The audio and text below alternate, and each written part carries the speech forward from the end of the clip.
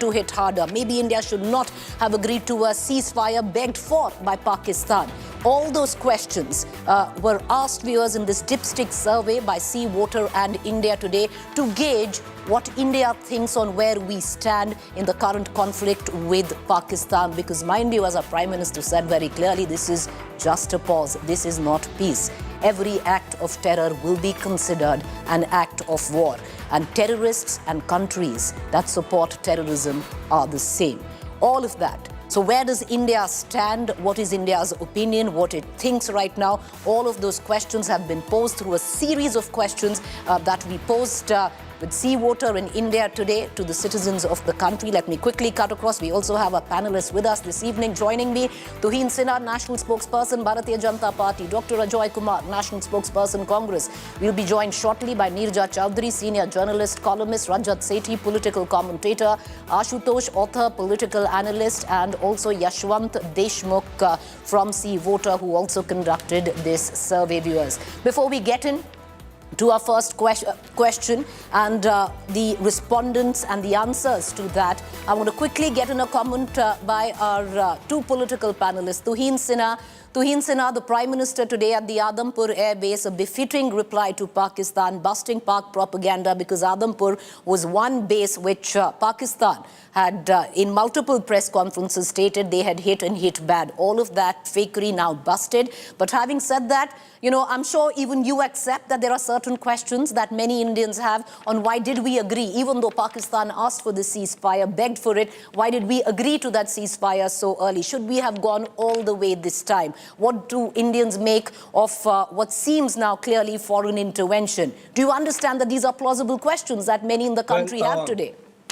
Well, good evening, Preeti. Good evening, everybody. And let me begin by congratulating everybody on the massive success of Operation Sindoor.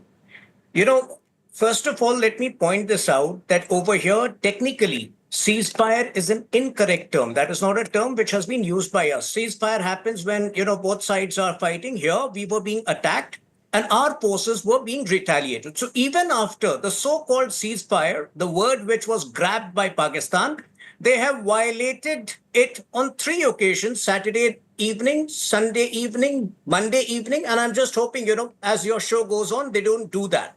Our stand is very clear. It's a temporary halt. It's a temporary postponement of retaliatory action. Okay. The onus is on Pakistan to behave itself. If it behaves itself, if it gives up its obsession with terror, we will not retaliate. But if it again indulges in misadventure, this time the response may not be proportionate. Okay. It may be way beyond that. Having said that, Prime Minister, just 1 second. Prime Minister Modi has already categorically laid out a new anti-terror doctrine. Any act of terror in the country will be treated as a war against the country, and we will respond at a time and, in a way we decide to. The nuclear bluff of Pakistan will not hold. These are very important points, and I don't think we are... All right. The Prime Minister yesterday, in a detailed address to the nation, touched on each and every point that Tuhin just spoke of. A lot of questions of citizens of this country would be allayed because, for once, viewers, India stood shoulder to shoulder with our armed forces. And right now, like I said, if there are questions, each of them have been answered by the Indian government, the Indian armed forces. But questions are bound to be there, and I want to bring in Dr. Ajoy Kumar into this conversation. Dr. Kumar, before we go into how India responded to particular questions, especially relating to ceasefire, what many could deem as foreign intervention, the opposition has been quick to speak of both. Number one, on President Trump's speech right before the Prime Minister's speech yesterday, you've picked that up. You've also, the opposition, asking on why we did agree to the ceasefire, which was... clearly initiated by Pakistan. So, like any good Indian, I have a lot of questions. First of all, Preeti, your sister channel, they must go to Rawalpindi and Karachi to show that you know how much we captured it, because your sister channels and anchors have brought so much of disrepute that everybody in the world is now laughing on Indian media. Not you guys, but your sister channel has become a joke. I've seen reels and also. First question. The second question is, tell me, what is Mr. In 2019, the government of India countered Trump when he said, I'm going to speak on Kashmir. Bill Clinton came from India. When he visited India and went to Islamabad, he said Kashmir is out of the table. J.D. Vance, Trump, Rubio, official statements were not, they're saying victory. They can't even tweet. One sec, it's important. They can't even tweet against Trump officially. That is the shameful government we have. Foreign minister missing. No, you need to listen 2 minutes. Just give me 1 minute. We are ashamed because they can't even tweet, madam. Modi can't tweet. Amit Shah can't tweet. Rajnath Singh, no, tweet to Trump and say, tell him not to deal with Kashmir. But no tweet. Unofficial channel, सूत्रों के अनुसार. क्या दम है तो tweet करो कि Modi Trump don't interfere in Kashmir. And Trump says it so shamelessly that we brought trade. I will not do trade with you. If there is blood flows, there'll be no water flow. But as long as vyapar hota hai Bharatiya Janata Party ke liye, when trade will happen, then it is okay. How people want to know this stuff, no? Why aren't you tweeting against Mr. Trump's intervention in Kashmir? And which foreign country is with you? One friend to him. No, tell me to him. We'll come back to it, sir. You have a full 1 hour to ask all these questions. Full 1 hour. But Dr. Kumar, I just because you raised a question on our sister channel, I just want to say, give me just 10 seconds, and we're going to deep dive into the questions, bring Yashwant as well into this conversation. Sometimes even though this was a conflict, there is a fog of war. The fog of war has lifted, but during the time, these were unprecedented times, Dr. Kumar, and I'm sure you understand that. There is so much news that is floating about that sometimes even the best in the business can make a mistake. It was a mistake that our sister channel corrected on air, apologizing, because we understand the kind of faith that we have of the people of this country and the trust, and therefore we came out with an open apology on the 2 mistakes that we had made. And I'm sure you would appreciate that, because no other network or channel has done so. So I just want to make that point, and I want to keep it right there. But I want to just quickly, before we get into our first question and what the respondents had to say, I want to bring in Yashwant Deshmukh from C Voter, that conducted this survey. Yashwant, a quick dipstick on what the mood of the country is today post the ceasefire. Will you take us through on what you expected, what you really, got? Take us through the methodology of it all. Well, Priti, it's part of our daily tracker that we do across India on a daily basis. So we have added quite a significant number of questions to check during the last few days what has been impact of this conflict, and we have demarcated into 2 different, timelines, basically before the announcement of ceasefire and after the announcement of ceasefire, and tried to see if there is any significant change. And we also added few more questions yesterday to check the impact of that. While you will tell all the details, I would like our audience and viewer to just keep in mind one very significant deviation that I have observed in this data. In the PSC, Priti, you remember every time we give the data, we always try to slice it from the geography or political support, or more often than not, we have found that the opinion of the support systems are on the 2 extremes, North Pole and South Pole, opposition and the BJP supporters. And to my pleasant surprise, this is one of those odd one outs surveys and trackers where actually emotion and sentiment across the spectrum, across all the state, across all the demographics has more or less remained the same. So there is no political divide as such. Yes, there is a certain degree of disappointment with the ceasefire announcement. But again, when you show the data, I will make it a point at that point when we discuss that. But just to keep in mind that the disappointment is also not coming from the opposition voter, that sentiment of disappointment, Priti, is also coming from the supporters of the ruling alliance. So just keep in that mind that the larger public opinion across India is just the same. No matter what, there are no differences as such on political lines. Fair point. Because Yashwant, I can only go back to the last survey that we did, and that was at the back of the terror strike in Pahalgam. And even then, viewers, these are rare surveys where you see people come together, cutting across political ideology. Even then, we had noticed the same, and Yashwant is hinting exactly on that, where whether you're a traditional NDA voter or a traditional UPA voter, the thought line on national security is exactly the same. It's heartening to notice as well. Because, India might be divided in political ideology, but when it comes to India and national security, there is only one thought, and that is nation first. I just want to now quickly go across to Neerja Chowdhury as well, senior journalist, and we'll go across to a question number one, because Neerja Chowdhury, a lot of political messaging yesterday in that address to the nation by the Prime Minister, because till now, even though Pakistan, we had seen, the Prime Minister on a daily level addressing the nation, fair amount of propaganda coming in from there. But India at least had restrained itself from making any big political speeches. Even the address to the nation came for the first time ever since Operation Sindoor's conflict. Yes, I think the Prime Minister spoke for the first time after the operation. Actually, people had wondered, the Prime Minister had been silent, others had spoken. But he was very, number one, measured. It was a point-by-point speech. Normally, he's very rhetorical. He's very long also, whether it's in Parliament or outside. Yesterday, it was brief, and it was passionate. He's again passionate always, but yesterday he was particularly passionate.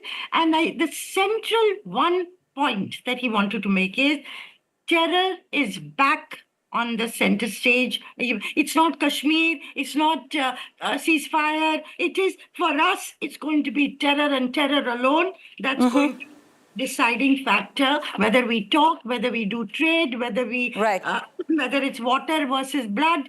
All that, it was just terror, and the world better recognize it, everybody better recognize it. So I think somewhere the criticism that had come in the preceding hours, that, whether we should have gone in for ceasefire, whether Donald Trump should have announced that, who is he to announce it, had Kashmir replaced terror as the central issue again, had India lost out on that ground, and whether India and Pakistan had got hyphenated. So he tried to answer all of those questions one by one.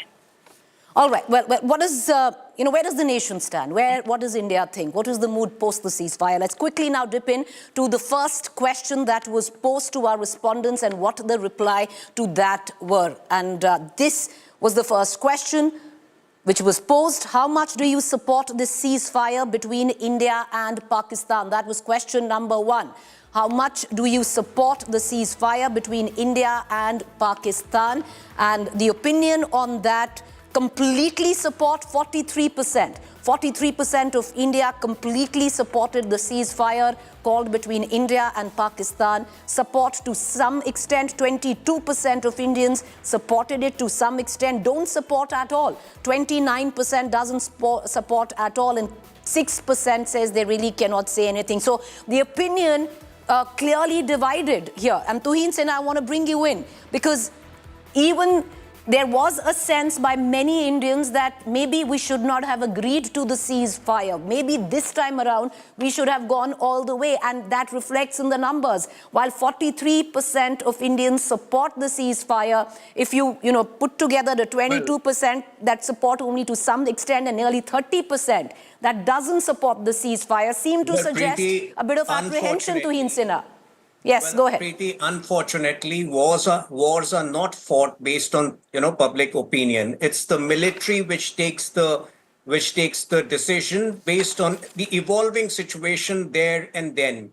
So, yes, over a period of time, if you do the survey, maybe 1 week later, the findings would be different because, a lot of things need to be communicated. And that process of communication, when war is going on, communication is limited. Now that process of communication has begun. Now you can see the visuals of, the destroyed architecture, the destroyed PAF air bases. Now the country would understand what Pakistan has suffered. Pakistan has been dealt a very heavy punishment, something which they are going to regret for the... Tuhin Sinha, I just want to tell our viewers, all these questions, and I think, Yashwant will also concur, the ones that we're actually taking are the questions that were asked by Sea Water post the ceasefire announcement. So we are only culling out those questions, and those are the questions that we are giving out right now. But Dr. Rajoy Kumar, in a sense, this is a question that the opposition has as well raised, that why did we agree to this ceasefire? And seemingly, there is a section across the country that believes that maybe we should not have agreed to the ceasefire this time, even though it might have been initiated by Pakistan. No. I mean, I would tend to agree with Tuhin on one point, is that the as the facts are coming out, this completely support is going to disappear. For the simple reason being, look, it's what is India asking? First question, do we have any friends, Preeti? Any country, European Union didn't say in favor of us. Americans, they hyphenated. Not even a single country stood with us. I can't even think of anybody who stood with us. There was some Turkey and they spoke for the Pakistan. That's a different issue. Can you imagine how isolated we are?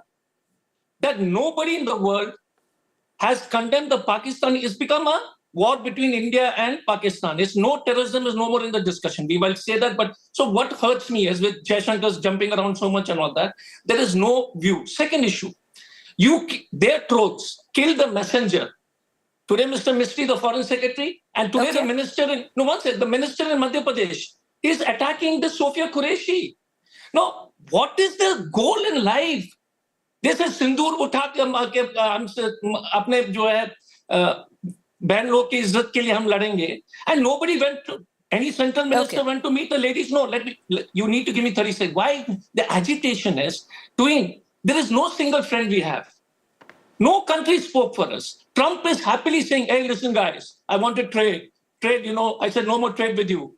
He's insulting us. Kashmir is on the table. They're fighting for 1,000 years. And my disappointment is there is no official communication, not even a tweet saying this is false. So you've said that. I'm definitely saying that the ceasefire Dr. Ajoy Kumar, I can recall about 21 countries, if I'm not wrong, and you may correct me, after the Pahalgam terror strike, all of those countries were in solidarity with India. After the conflict and India's retributory action began, I'm going to come, allow me, sir. After the retributory action began, then Israel openly came and sided with India because clearly Israel going through a similar situation. Then there were other countries. France did side with India, so it's not that no country sided with India. Can I come in, please? No, once I'll just correct you on that. Once you started operation, you tell me which country said India's action is legitimate. Israel. You tell me one country. Israel. No, only Israel. So you don't say 21. Only Israel. That's a different issue. I won't interrupt you. I promise to give you the adequate space. My only question is, it takes you time to think. Your research team must have done something to tell you which countries are supporting. My only issue to you is, and to all of you is, why can't you tell Trump to stop? Why can't you tell We'll come back to there are other questions. Dr. Ajoy Kumar, there are other questions. We're going to... Tuhin, you have 10 seconds. I want to bring in our other guest. Ashutosh has been waiting. Some very important points have been made. In fact, some very absurd allegations have been made by Dr. Ajoy, my friend. And so I need to respond. Number one, like you mentioned, he seems to have very selectively followed the news. The entire European Union has backed us. You listed 21 countries which had backed us post-Pahalgam. Now he's repeatedly asking about, our response to President Trump, our response to that particular tweet. If you follow the speech of Prime Minister Modi, every particular point has been answered. A 20-minute speech is far more important than an ex-post. Why does the Congress party not understand that? Okay, I'm going to come back. Okay, it's not a political debate. I want to open up the panel. Please allow me to do so. And I want to go into the other questions. Tuhin Sinha and Dr. Kumar, allow me to open up the panel. I understand this is, you want to make it political. We've been quiet so far and, this was in the coming, but allow me to open up the panel. I want to bring in Ashutosh, Rajat Sethi and Yashwant and Nirja back into this conversation.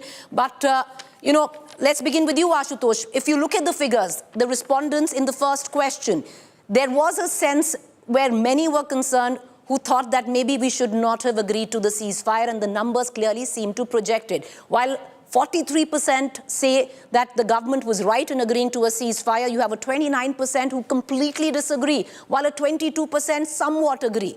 So it's pretty split even keel. See, Preeti, I think, the issue is not whether the ceasefire has been announced or not. Ceasefire is not an issue at all. Ceasefire is a strategic option. It's a strategic affair.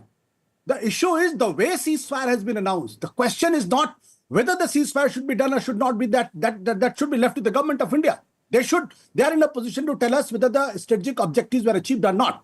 But what is debatable and what is quarrelsome is that the way the perception is that the American president has intervened, pressurized, and ask us to go for ceasefire. That's the fundamental question. And two tweets from Mr. Donald Trump, one from the Marco Rubio, and one video bites. He has been repeating the same thing. Okay. None of the ministers just came out openly and said, Mr. Donald Trump, you are wrong. You are lying. Ashutosh, there's a question of that as well, which we'll circle back to on what India makes of what seemingly was foreign intervention. I'm not a defense expert. I'm not a strategic affairs affair. So I will not comment on whether the ceasefire should be done or should not be done.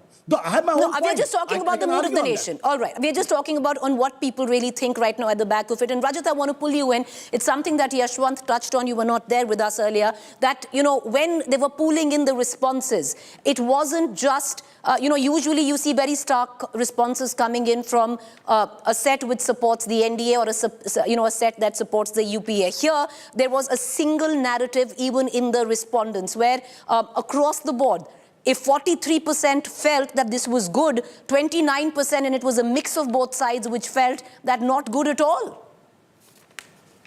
See, I think, Preeti ji, when it comes to national issues, people cross BJP or Congress political lines, and they look at the issue as an Indian. And I think what a lot of people's perception that was largely created by Indian media was that, we are winning this war and we are going to go much beyond the initial remit of the operation and go in and acquire some land or some extra pound of flesh out of Pakistan. I think that is where we as a nation also needs to understand. Our defense forces, when they started the operation, their operational objectives were very clear. The challenge is that, when we get emotional and we start feeling that as if it's you are going and buying vegetable and you buy 2 kgs of mango, why don't you go and buy 2 kgs of watermelon also while you're on the way?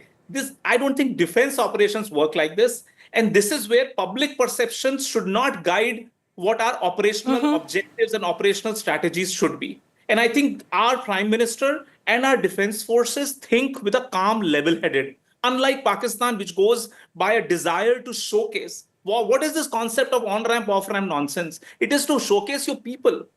Our government and our defense forces doesn't care about those off-ramps. Okay. Because we are confident as a nation. And this is where I want to even go out and point out to what Ashutosh ji and others, Ajay ji, are trying to say. Why do we always are in this perpetual need for a Western country's concurrence as to what our strategy should be and how we should think about? If they want to bark on something, they want to jump on something, let them do it. But Rajat, they both are saying exactly what you're saying. They both are saying that we shouldn't be doing it. That's exactly what they're saying. But I'm going to come back. But they are pivoting their entire thing as to why it's let Trump tweet. I'm going to take all of those things. He's all right. I'm going to take 2 other questions that we posed and. Okay, allow me. I'm going to take 2 other questions back to back on what we pose and what the responses were. And it's really interesting because if you actually look at the responses, the second question that was posed to the respondents and the results that polled seemed to suggest, and the question was, how successful do you think India has been in achieving objectives in this conflict before the ceasefire between India and Pakistan? Was India successful in achieving its objectives before the ceasefire was announced? The results of that, 45% say completely successful. Then 37% say successful to some extent, not successful at all, 13%.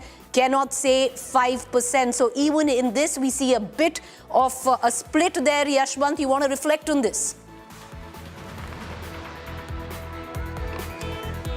The same sentiment is across the spectrum. People across the spectrum, it is not about a certain section is saying this and certain section that. There is a sense of disappointment. Even then, overwhelming support for the army and the thing. But there is a sense of disappointment that whatever people wanted to achieve or people had thought of achieving, that sort of action was not completed, probably, yes. And second thing which I wanted to say was the extension of what I made a point earlier, Preeti. Those who are completely disappointed have a larger section of NDA supporters.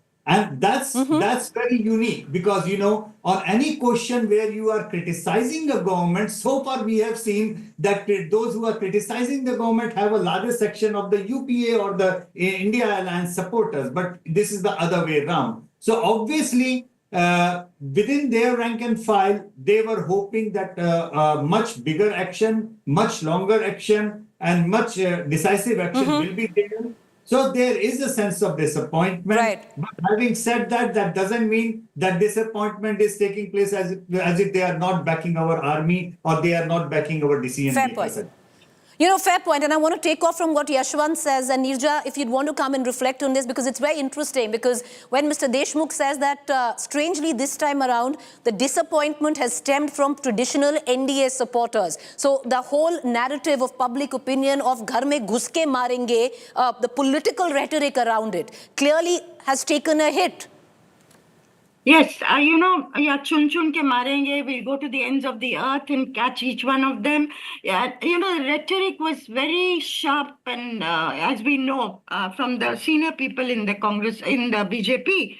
And it is also true that you're right. 1/3 of the opinion is of that view that we should not have had a ceasefire, and many people believe that we should finish Pakistan. This is the thing we heard many people. Once and for all, they keep bleeding us. Once and for all, finish them forever. Now, whether you can, people don't realize you can't finish another country forever. America couldn't do it with Vietnam. Other countries have not been able to do it. That apart. One thing also we must not forget is the first statement that we made when we went in for that precision hit of 9 places of terror hubs inside Pakistan and in POK. That what was it? It is to say that our effort was measured, it was restrained, and it was Non-escalatory. And Right. we gave this. We don't want a war. From day one, we were saying we don't want a war. And people wanted Pakistan to be taught a lesson, and enough is enough message to be sent. But did they want a prolonged war? If you talk to people 2 days ago, the day the ceasefire took place, and Right. asked them if you want a prolonged war, most people said no, they don't want a prolonged war at all. They don't want Right. killing, they don't want hardship all around. So Fair point. that being the case, I think Right. whether Donald Trump exercised pressure, America exercised We could have pressure, come to that, coming to that's a that different question. thing. But was Ms. it Chaudhary. in our True. interest also to pull out when we did? You know, I'm going to come down to that question. Before I get in both our political spokespersons back in, and Rajat and Ashutosh, I want to take our next question. The next question that was asked was, how long do you think Pakistan will stick to the ceasefire agreement? And that could practically correlate. Why? Most Indians thought that we should not have agreed to the ceasefire, because look at what the respondents say, viewers. Only some hours. 26%. This is how 26% of India feels that only some hours will Pakistan respect the ceasefire, and that's practically is what happened, because after the ceasefire was announced, we've already seen the ceasefire being breached multiple times across the LOC. 35% say just a few days. 16% say some months, and only 6% say some years, and of course only 4% say some years. So it all ties in together. Why most Indians thought that we should have gone in deeper, not basically adhered or accepted or agreed to the ceasefire. And I want to bring in Tuhin Sinha and Dr. Kumar back into this conversation, because Tuhin Sinha, let's take off from what Yashwant Deshmukh said, that most of the respondents who actually are not happy that the ceasefire was agreed to by India are really not UPA or India supporters. They are actually NDA supporters. And that's again, worrisome. I would say that respondents and, war does not happen based on opinion, opinion of the citizens, because they don't know what is going on. And also, please understand, chemotherapy also happens in doses. The patient should also be able to take it. So let Pakistan misbehave again. We have repeated this, that this is not the end. The onus is on Pakistan to behave itself. And, if you heard the senior commander of the Navy, the warning is very clear. Subsequently, the cost will go up from here. The cost Fair is going point. to But go up Mr. from Tuhin here. Sinha, allow me a rebuttal, and then you may answer, and I'll bring in Dr. Kumar at that. But is this then, the price to pay? Because after Balakot, the political rhetoric was so strong that we will go to the ends of the earth, ghar mein ghus ke mara, all of that. Well, so now the expectations were, the public expectations were on a completely different level. Well, for now, the two objectives have been obtained. terrorist, and you should be happy, a journalist, Daniel Pearl, who was killed in 2002, we have put his murderers, his terrorists to justice. I mean, in terrorists involved in IC 814 hijack, they have been brutalized. So I think, the objectives were very clear, brutalizing terrorists who have unleashed, horror upon Indians and upon India in the last 3 decades. That's point number one. Okay. And if Pakistan resorted to misadventure, we had to resort with proportionate punishment, which is what we have done when we destroyed 12 PAF air bases. So I think with these, for now, the objectives have been obtained, have been attained. Okay. And for now, it's the onus is, like I have repeated, the onus is on Pakistan to behave itself. Okay, well, Mr. Tuhin Sinha, I'd be happy as a journalist, but also as someone whose father has fought two wars, the 65 and 71, so it's a very, very different level of connection there. I want to bring in Dr. Ajoy Kumar into this conversation. Dr. Kumar, the fact is, and Tuhin Sinha is completely right. At one end, there is public perception and expectations. On the other hand, the armed forces cannot be run by public expectations and political rhetoric. So, Preeti, there are 2-3 existential crises for the country. One is this Godi media. Rajat correctly said, you have never asked questions on Pahalgam. You never asked questions on Pulwama. You never asked people, and that's why we are getting weaker. And these guys are getting carried away with that. I agree with Tuhin on one thing, that the national security issue, it was professional. See, I got to give them one point. The conduct of the Operation Sindoor in terms of the targets was good. There's no debate. The way they did it was professional.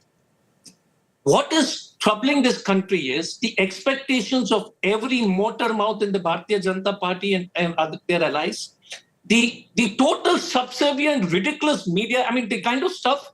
So what you're doing is you're expecting the image of the country, so you're not asking questions like, why did Pulwama happen? It's for the country to know, so that it doesn't happen again. Why did the Pahalgam guys not get arrested? These are questions not anti-national. These are questions which any nation should ask to protect itself. And as a patriotic Indian, and all of us, I also served in the government for so many years. So my question is, I agree with them that you can't go on a survey. But believe me, Preeti, your colleagues are one of the worst offenders of not asking questions. And since you don't ask questions to the government, you cannot fix. And you cover it up with rhetoric. Dr. Kumar, clearly, you've come in here, I won't say propaganda, but with an agenda, which is to target the media. Preeti, I can't speak for... Preeti, I want 5 seconds of indulgence. You tell me something. Please indulge me. The job is to ask questions to us and to them. As a true Indian, that's all. And have you seen that? Well, I can safely vouch for my colleagues in my channel. So one second. Allow me. There's a question, like I said, because this is not the first time, this is the third time. Dr. Kumar has mentioned it. I answered it before, and let me once again answer this. Okay. But Dr. Kumar, the fact is I can't vouch for other channels, and we cannot. We can vouch for my channel, my sister concerned channel, and my colleagues in these channels. Okay. We did make a mistake. We owned up to it. Like I said, the best in the business sometimes make a mistake. We came out with a public apology.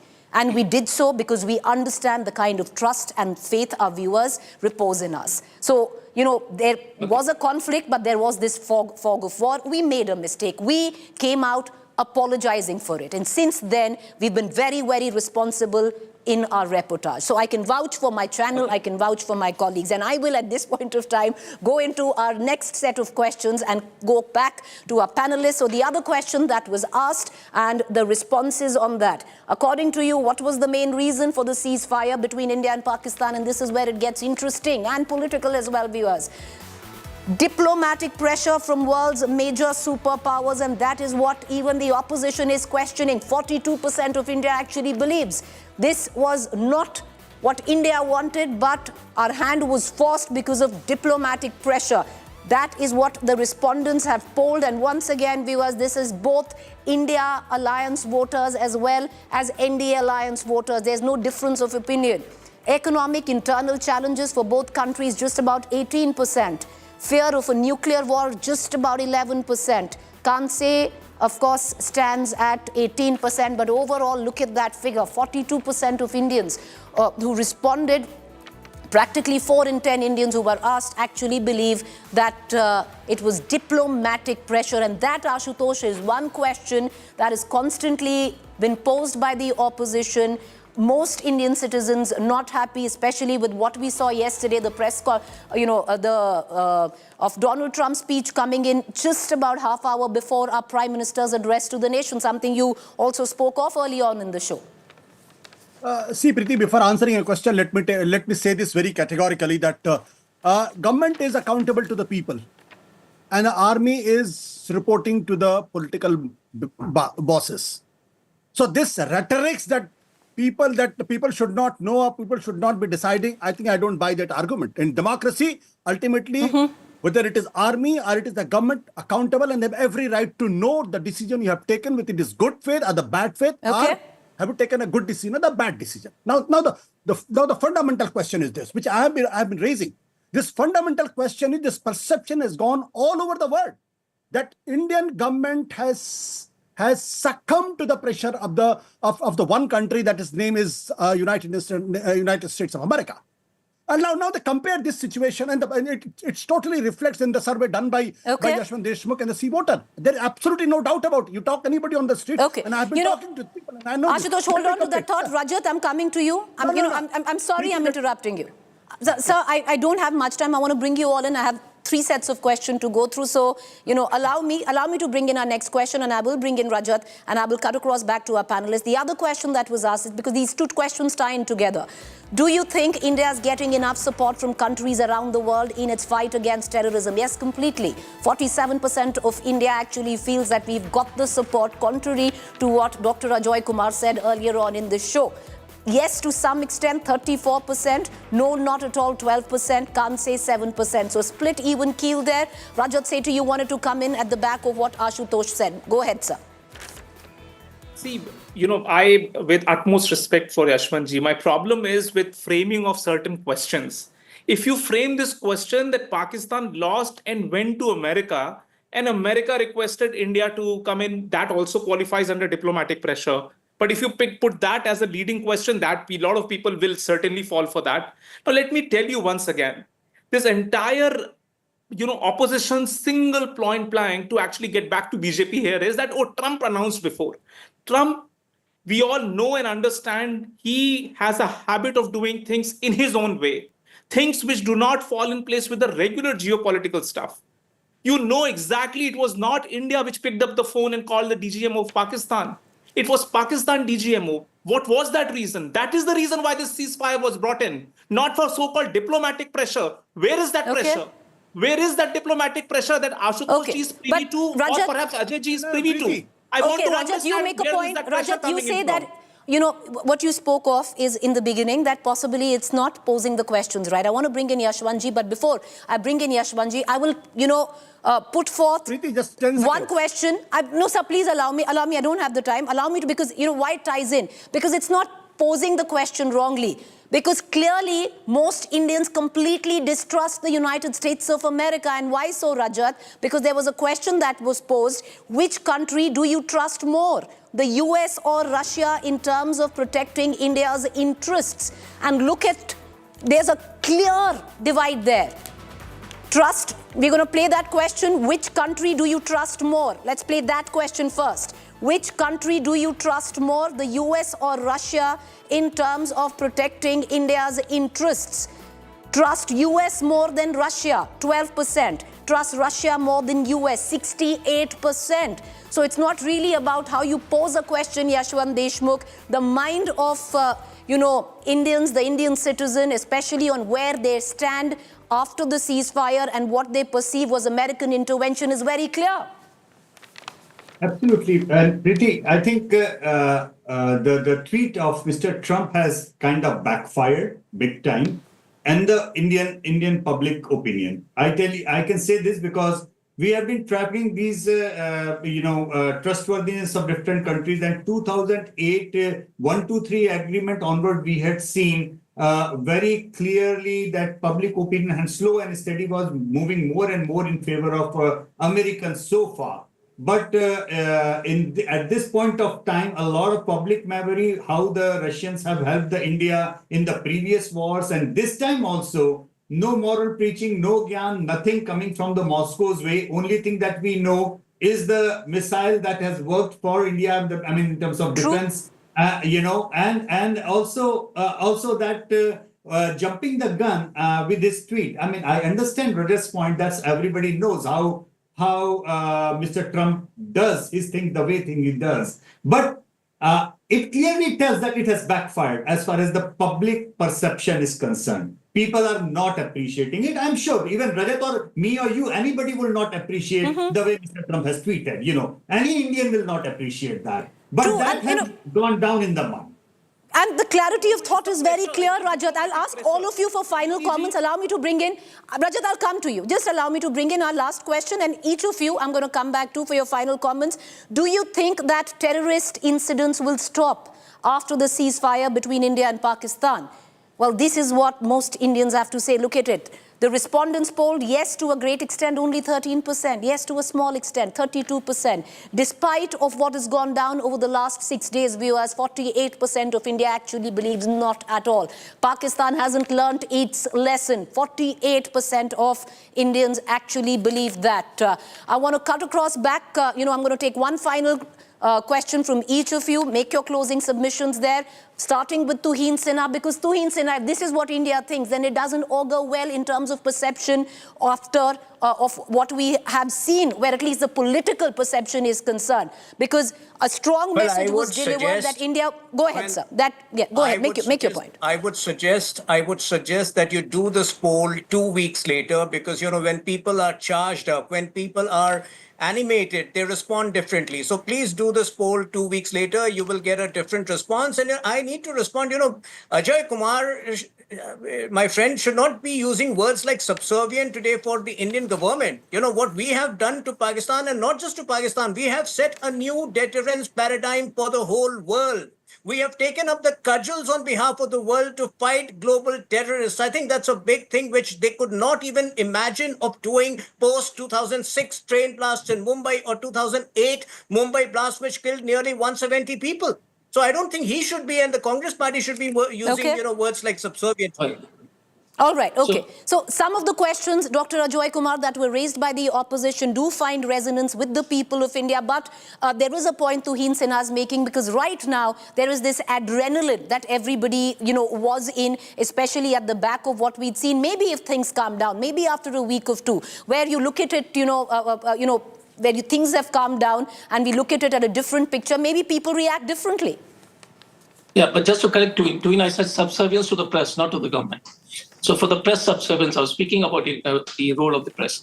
The important part again is, what does the government, you see the kind of, you want to unite the country on a challenge like this, then you go and set out the most deceitful, horrible videos attacking the opposition. Okay. And they cannot get away from this. Now the minister is attacking Sophia Qureshi. Then they're attacking somebody else. My question to you is, that is Pakistani playbook. Okay. Convert India into hate. So I'm saying, please, you want to win elections at the cost of country, don't do it. Okay. Join everybody together. Okay, Dr. Kumar, allow me to quickly move on. I don't have time. I want to move on, with the other. There are a lot of motor mouths even within the Congress, sir. So I just want to... You must highlight that. Okay. Very quickly, Rajat Sethi, you wanted to make a point. Go ahead, sir. Quickly, though. Simple point is, no power on earth can create quote-unquote diplomatic pressure on India. Indian government, India's defense forces, what was at a no point in time came under American pressure. Okay. It was Pakistan which reached out to Americans who hold the keys to nuclear weapons, and that is where the pressure game of Pakistan onto US went. US only would have requested that they are ready to... I give you 30 seconds, sir. Make your point. See, Preeti, are we trying to tell to the whole world that one DGMO called up and said, यार बहुत पटाखे छूट गए, अब आप करता बंद करते हैं खेल को, और फिर हमने 5 बजे हमने अपना ceasefire बंद कर. What nonsense we're talking about? Did Zardari pick up a phone and talk to our president? Did the Prime Minister of Pakistan called up our Prime Minister? No. So obviously there was a pressure from the United States of America, and I'm still holding my phone. I'm saying, if the government of India is so worried about it, they should come out openly and say, Mr. Trump, you are lying, you are lying. Possible with what Tuhin Sinha said, because right now there is a blood rush. We are working on a different form of adrenaline. If this survey was done about 10 days later, we'd probably get different results. We don't know, but what I can assure to our viewers that we continue tracking and we'll come up with the numbers 10 years down the lane, and we'll update you all the time. That's the point of having the trackers. Right. But one thing I am absolutely sure that where I started, Preeti, that people are clear in their mind what is right, what is wrong, True. what their perception about this thing is. At this point of time, they are 100% behind the army. They are even supporting big time the government in whatever decisions the government is taking. There is no Yes. two opinion about that, but there is a sense of disappointment. And yes, 90 out of 100 Indians are literally refusing to trust Pakistan on any damn Right. thing. So people have spoken with clarity. 20 seconds, Neerja, and I want to close the show at that. What is the political messaging of this? Look, the political messaging is very clear that India will take on Pakistan, inflict a higher cost on Pakistan if there's another terror attack. And most Indians believe there will be. Pakistan is not going to learn lessons so easily. And the other thing that we have to think about, what are the lessons we have learned? What has gone for us is that the people of India, Hindu, Muslim, Kashmiri, women of India stood as one during this. And Let's leave it at that. Thing that we can be proud of. But we have lessons to learn in terms of our diplomacy. It is true that China, UAE, Qatar stood with Pakistan. We're not talking about anti-terror. We're talking about during the war. Fair point, ma'am. And so there are Fair point. I need to end the show. That's all we have. But we're going to continue tracking the sentiment of the people because these were unprecedented circumstances. So if there was an adrenaline rush, we'll keep tracking viewers and we're going to keep getting you the latest results. But for now, the people of India have spoken with abject clarity. Disappointed, but with the armed forces. A quick break. Stay with me on the other side. A lot of silence.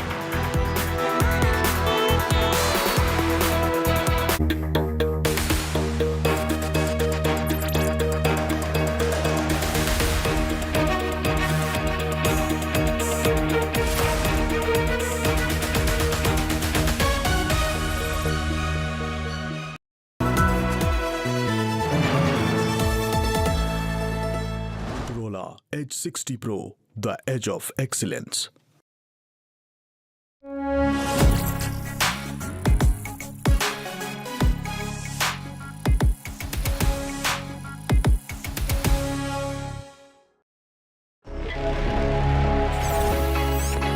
Long night? You have no idea. I got you.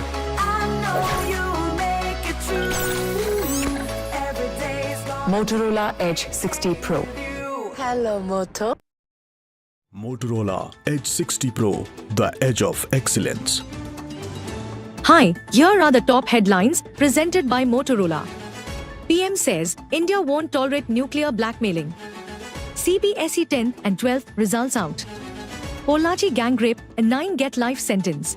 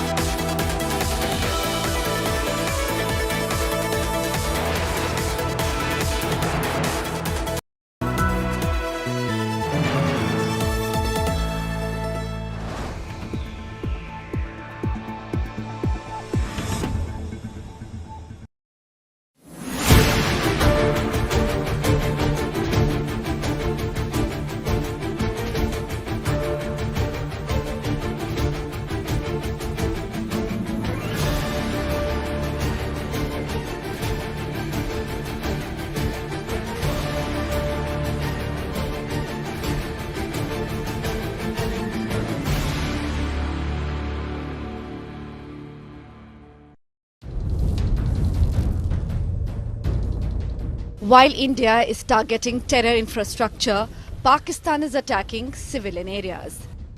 Armed forces provide the shield, while civilians in the border areas gear up for the war.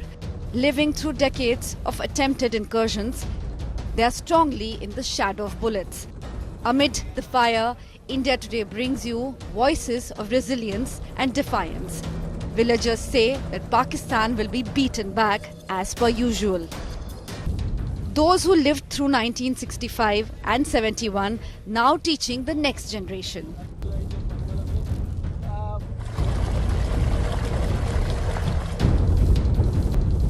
From Kashmir to Rajasthan, those living in remote borders stand strong with the forces even as guns boom.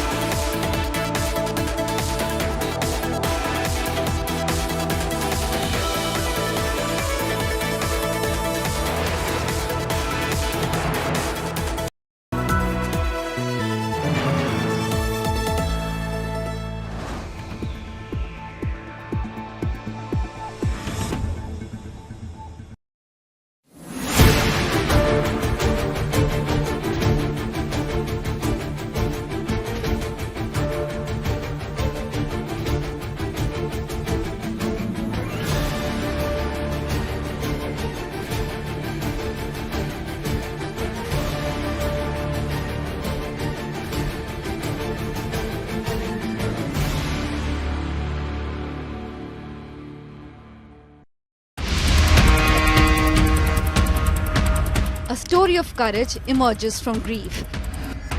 Even as a family mourns the brutal murder of a father, Santosh Deshmukh, 18-year-old, Vaibhavi Deshmukh has shown extraordinary resilience by scoring over 85% in her class 12th exams. Santosh Deshmukh, Sarpanch of Masajog village in Maharashtra's Beed district, was killed in December after he resisted an extortion bid made on a wind energy firm. The murder of Santosh Deshmukh led... Co-powered by the bold look of Kohler. No stress Phenolics.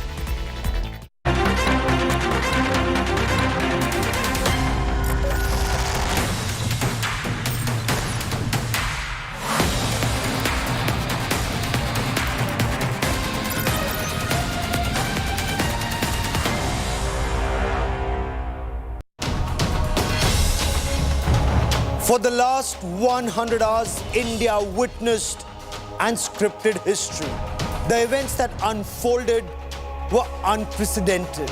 India hitting at terror's universities, at Pakistan's terror universities, demolishing Pakistan's air bases, precision strikes at very carefully chosen targets to send across just one clear message.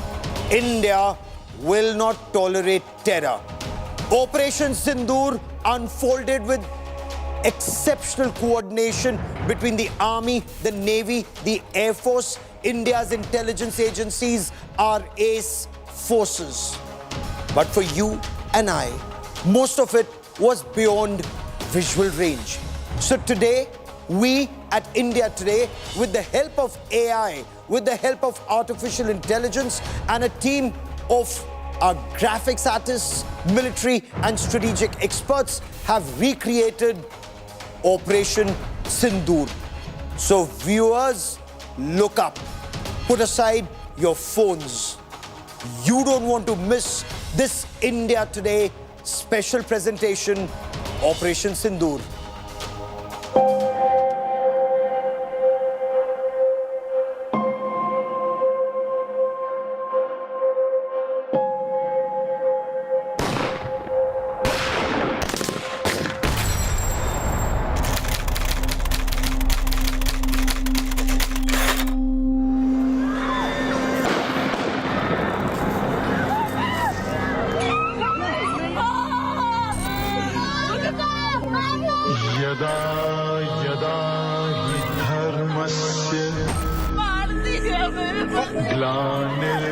Bhelpuri खाने से मेरा पति side में था, एक इंसान आया, उसने उसको गोली मार दी।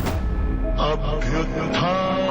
said the whole world, India will identify, track and punish every terrorist and their backer. आतंकियों को और इस हमले की साजिश रचने वालों को उनकी कल्पना से भी बड़ी सजा मिलेगी।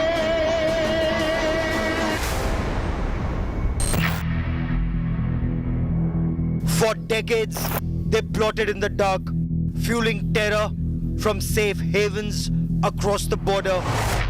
But this time, they crossed India's red lines. In the shadow of terror, a plan was forged. 2 weeks, 9 camps spread across 700 kilometers. India's finest military minds from the armed forces and intelligence agencies began building a silent offensive.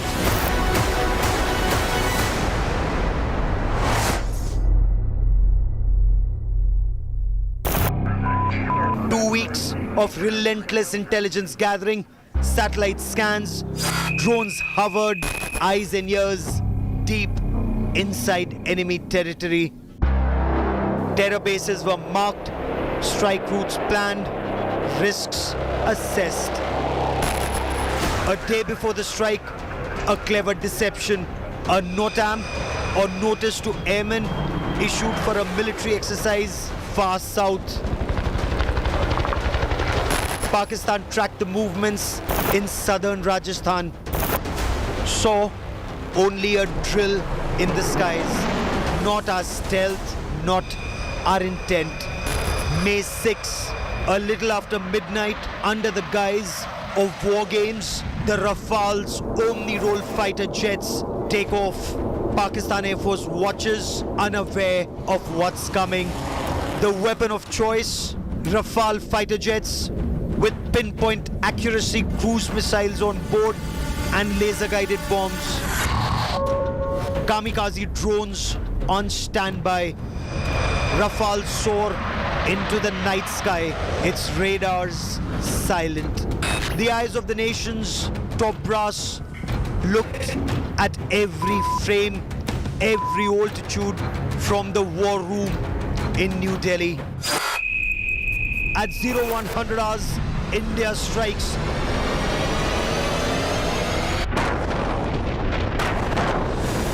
Nine targets, one synchronized wave.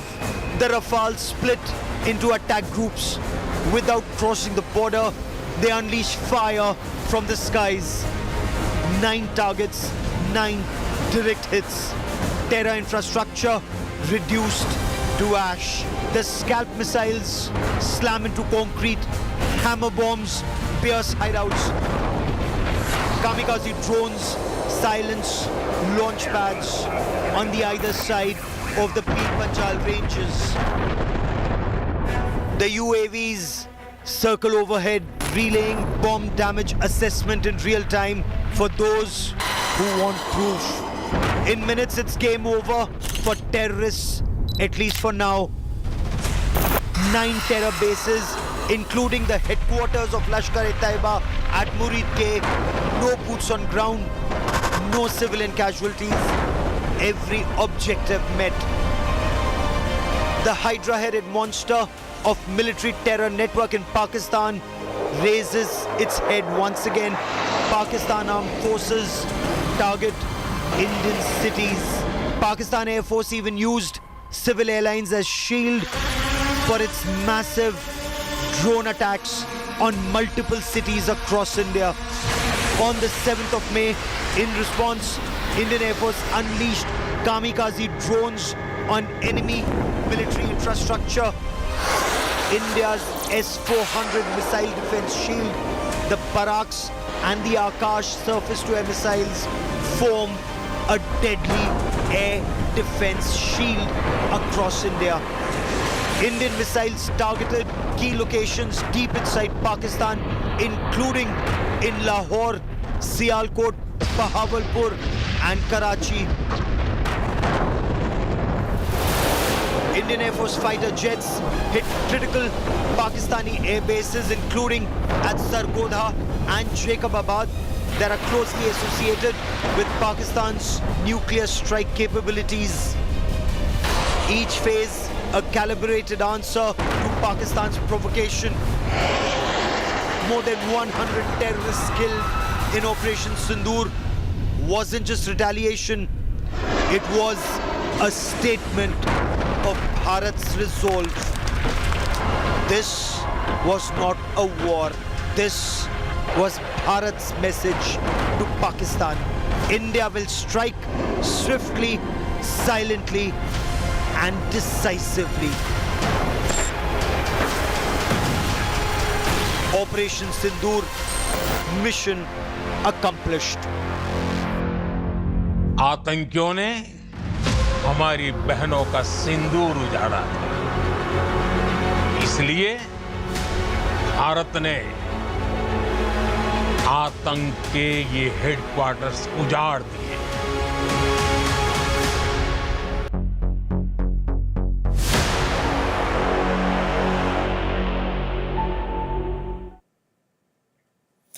What you just saw on India First was an AI reconstruction of Operation Sindoor. Never before on Indian news television has artificial intelligence technology, AI technology, been used like this. And you can watch this film on India Today and all of our digital platforms. And now, let me take you to the big story of the day. Prime Minister Narendra Modi sent out perhaps the boldest, the loudest and the clearest message to a state sponsor of radical Islamist terror, Pakistan, and this from one of India's frontline air bases, Adampur. This is also the second largest base of the Indian Air Force. This is the same air base that Pakistan falsely claimed to have hit. The Prime Minister's visit didn't just demolish Pakistan's fakery, Pakistan's also Jhutistan, but it drew a new Lakshman Rekha for a state sponsor of radical Islamist terror. Because the Prime Minister made it very clear, we are the land of Gautam Buddha, but then we also are the land of Guru Gobind Singh Ji. Bharat माता की, भारत माता की, भारत माता की।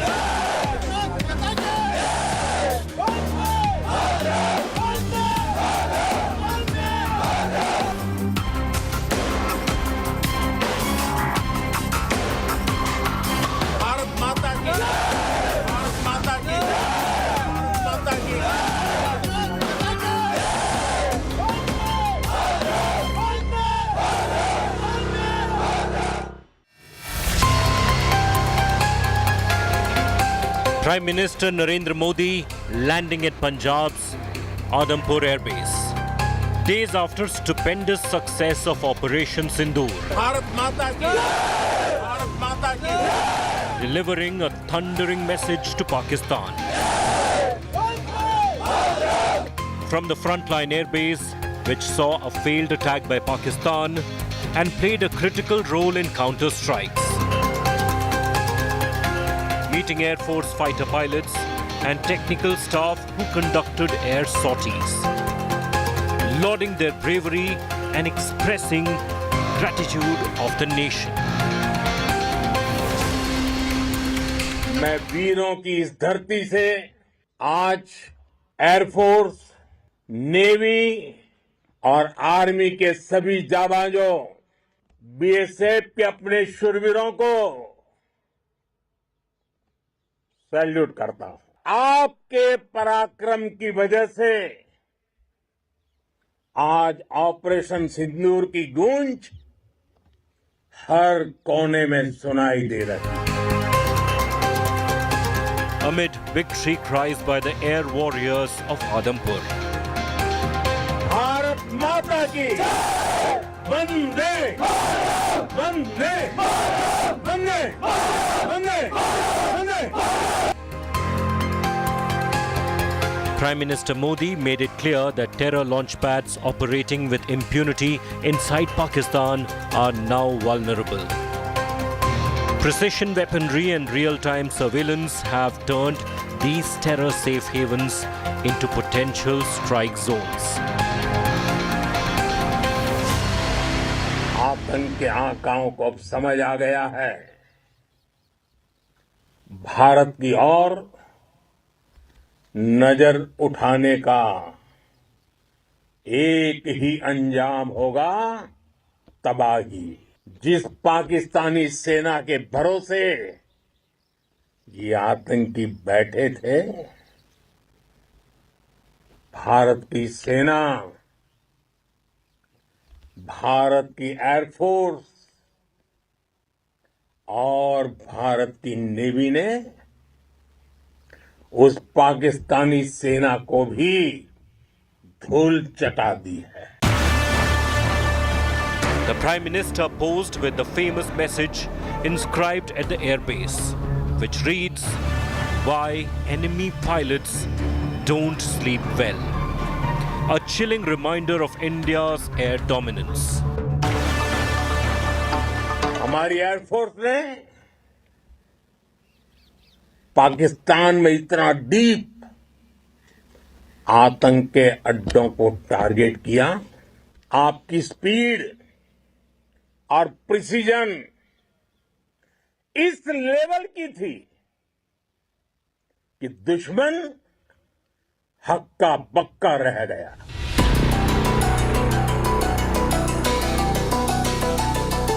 Prime Minister Modi's visit busted Pak fakery like never before.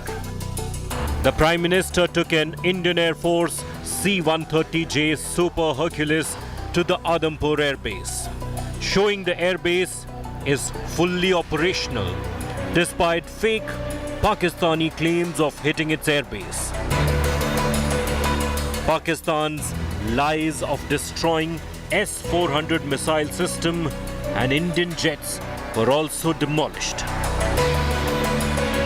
With MiG-29 fighters and the mighty S-400 Russian missile defense system prominently displayed in the background. Pakistan lies of killing airmen at Adampur was also completely shattered. Jubilant Air Force personnel flanking Modi, sending a message which will resonate for long with Pakistan.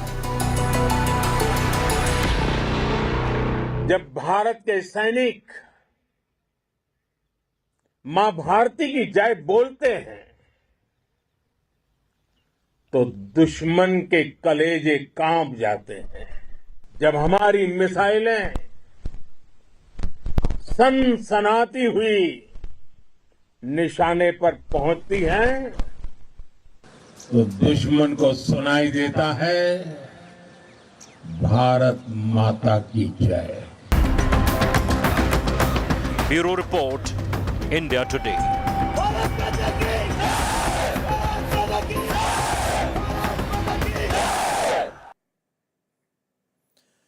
So Prime Minister Narendra Modi at the Adampur Airbase spoke of the new normal when it comes to dealing with Pakistan and terror from the Oxbridge of terror.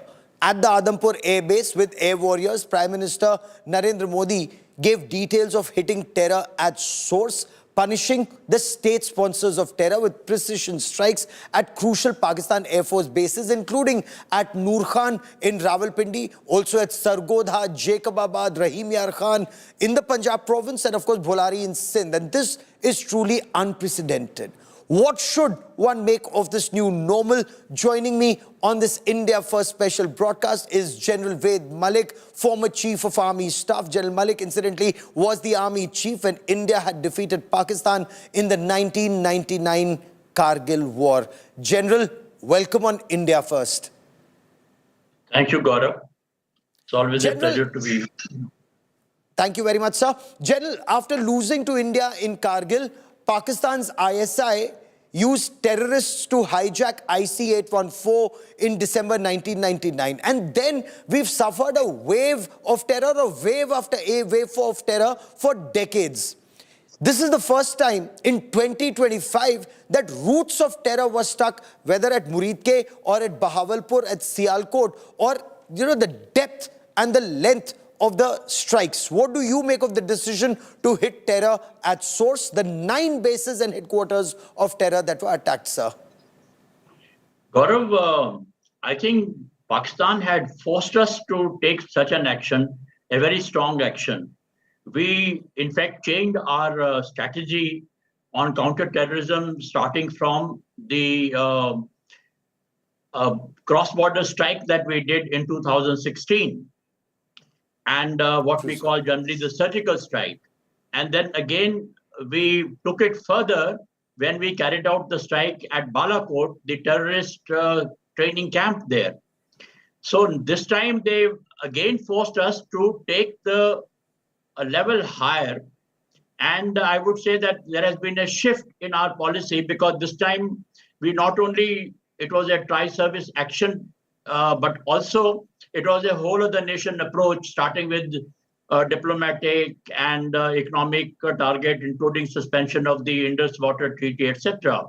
So they had forced us, they had compelled us with the kind of activity that they have been carrying out, and nobody in India was prepared to accept what they did to us in Pahalgam. So I must say that our action was absolutely necessary. It was forced on us, and we took that action as per the order given by the Cabinet Committee of Security. Now, the kinetic part of it, we hit their camps and the strong camps, the heart of their terrorist activities, both at Bahawalpur as well as Muridke, as you said. That was a very daring action which we took. It's a good thing that we did. But the question is, they provoked us further by taking on our military targets and our civilian targets. So once again, with that kind of provocation, we were again forced to take further action. And I would say, let me for a moment now come to that further action. The stronger kinetic action that you spoke of. So when Pakistan Army chose to react in defense of terrorist organizations like Lashkar-e-Taiba and Jaish-e-Mohammed and Hizbul Mujahideen, and both Lashkar-e-Taiba and Jaish-e-Mohammed are UN-designated banned terrorist organizations, India hit multiple Pakistan Air Force bases from Skardu in Pakistan-occupied Jammu and Kashmir through Pakistan's Punjab province down to Bholari in Sindh. Could even Pakistan, in your appreciation, sir, have imagined such punitive measures? 11 Pakistan Air Force bases targeted in a single day. If they did not, it would be a failure of their strategic thinking and military strategy.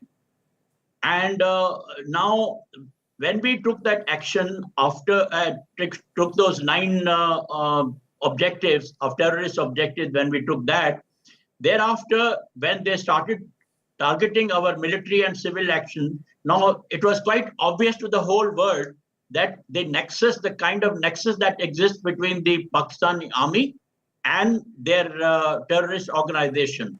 I mean, that's a close nexus that we have been suffering for such a long time.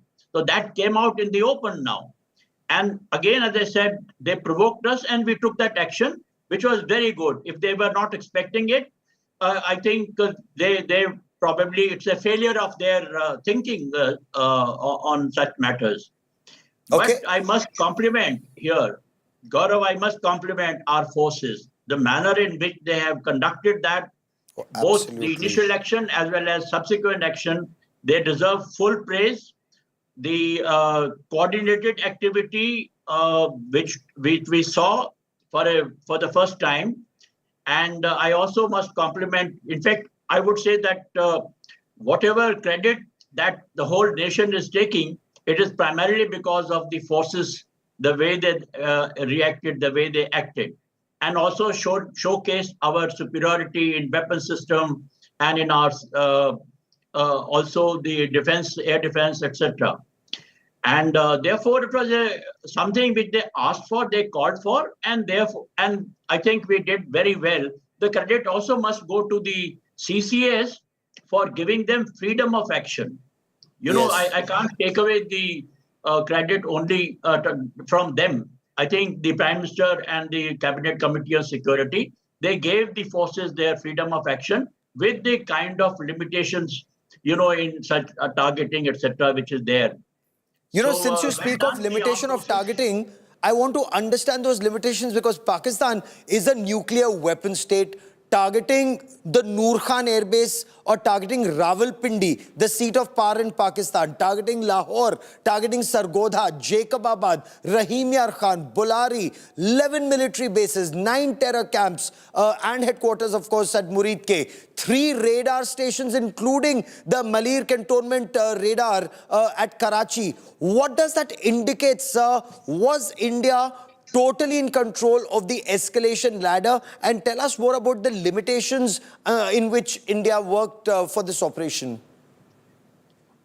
You see, you know it that for a very long time, ever since Kargil war, I've been talking about limited war and the grey war doctrine. Grey zone warfare, yes, now, sir. The fact is that there is plenty of space under the nuclear threshold, and between that and the kind of terrorist activities, proxy war that we have been fighting for such a long time.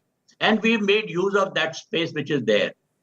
And whatever we've done, it is not to start an all-out war, or all-out conventional war, but again, we remain ourselves in the grey war zone as well as maybe in the limited war. So the escalation dominance was with us, and escalation control was with us, and we were still restricting ourselves initially on the terrorist camps, and subsequently when they started and they escalated, well, we took it 1 or 2 notches up, and that's what we have done. We have not crossed their international border. We haven't opened any other ground activities on the border. So we have still remained, the Navy has not opened up. So therefore, we still remain in the conditions of limited war or grey war zone. Okay. The spokesperson of the Ministry of External Affairs, Ranveer Jaiswal, just a short while back, and he said these massive strikes, the massive strikes that were carried out across Pakistan Air Force bases, the Pakistani DGMO was forced to activate the hotline with India. In fact, the Pakistani High Commission, he said, in Delhi sought a hotline conversation. Then the Pakistanis sought a ceasefire. In your military appreciation, sir, what does this indicate? That on the 9th, the Pakistanis were threatening us. On the 10th, after these precision strikes at multiple locations, almost near simultaneously, within hours, Pakistan sought a ceasefire. Look, it is the superior combat that we displayed during that period. And that is what forced them to seek the ceasefire. It's a repeat of what happened in Kargil war. I can say that even at that time, it was their DGMO who approached our DGMO first and asked, okay, look, can we meet together and can we sort it out? So this is what they have done again. And they sought the, ultimately, the combat part of it can only cease when the 2 DGMOs talk to each other. And that's what happened. And this time also, like last time, it was the DGMO from the Pakistan side, on behalf of all the military forces that they have, that he spoke to our DGMO and asked for ceasefire. Look, whatever other countries and other diplomats may be taking credit for it, ultimately, I believe, very strongly believe, that it was our superior forces, what they displayed and what the damage that they caused to Pakistan, that is what forced them to seek the ceasefire. And sir, the targeting of Sargodha, which is one of their most heavily defended air bases, the IAF did so for effect from a runway to certain other installations, and Jacobabad, where they have their F-16s, the Rafiki Airbase, where they have their drones. Does that indicate that, one, India was under no pressure of their nuclear bogey? Even Sargodha, Noor Khan, Rafiki, Jacobabad, they could be targeted, because the Prime Minister said so in as many words. Has Pakistan's nuclear blackmail been called out for all times. Kargil was a war that was fought, a limited war under the nuclear umbrella. Then, as you very rightly pointed out, sir, the surgical strike, the Balakot airstrike, and now Operation Sindoor. Has Pakistan's nuclear blackmail been exposed completely? Yes, they have been indulging in nuclear blackmail for a very long time, and very, I would say, casually. No nuclear nation speaks in such irresponsible manner. You heard the kind of statements being made by their political leaders, including their ministers, and sometimes even their Pakistani military leaders also. And so we know and we understand what is the space available between the nuclear threshold and the situation on the ground. And we were keeping that under control. And we were also confident about our escalation dominance. And Pakistan, our Prime Minister quite rightly said that we will not accept this nuclear blackmail again and again, which they have been talking about. Okay, but will this deter a country that's addicted to terror, a country that has the Oxbridge of terror at Bahawalpur and Murid Ke? You know, that Maulana of terror, Masood Azhar, apparently he's lost a large number of his family members.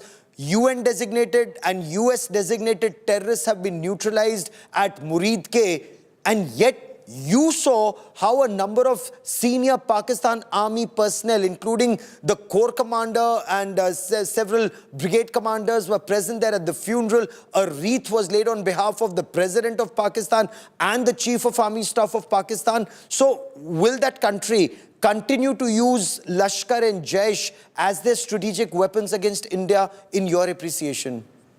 Yeah, I think that's the most important question today.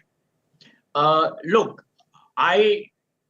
apart from others, I have my own understanding of, I do not differentiate between the Pakistani military wearing those khaki uniforms and these other terrorists which are not wearing that uniform, and yet they are part and parcel of the Pakistani military and its strategy. You know, this proxy war strategy in which Pakistani army has been indulging in, it is part and parcel of their both the DNA and the kind of practices that they've been having all along on the ground. So I don't differentiate between these two. And that is how you saw, whatever you said you correctly, that is how you saw the immediate reaction from the Pakistan army when we had only struck their terrorist camps and terrorist hideouts. So we have to keep that in mind. I'm not too sure whether they will stop it for long. And because that is the only strategy that they have. They cannot indulge in a conventional war against us. So there is nothing else. And the other thing is that these terrorists from Bahawalpur or Murid Ke or elsewhere, they are cheap fodder for them. It's a very, a much less costlier war machine that they have built through these people. So I don't expect that the proxy war strategy in which they have been indulging for decades now, they are going to stop it straight away. Despite all the warning that have been, very strong warning that have been given by our Prime Minister. So we should expect that. But the question now is, what kind of deterrence can we exercise on them? And that is what my question has been, that we may have done a splendid job, but for how long will they remain, will they stay away from this strategy that they have been adopting? And if we had gone a little longer, little stronger, maybe we had continued. I mean, I'm a soldier, I'm sorry, but I have to think of that if we had continued for a day or two more, maybe they would have, the deterrence part would have been more effective as far as we are concerned. What an interesting thought. And let's carry this forward for a moment, sir.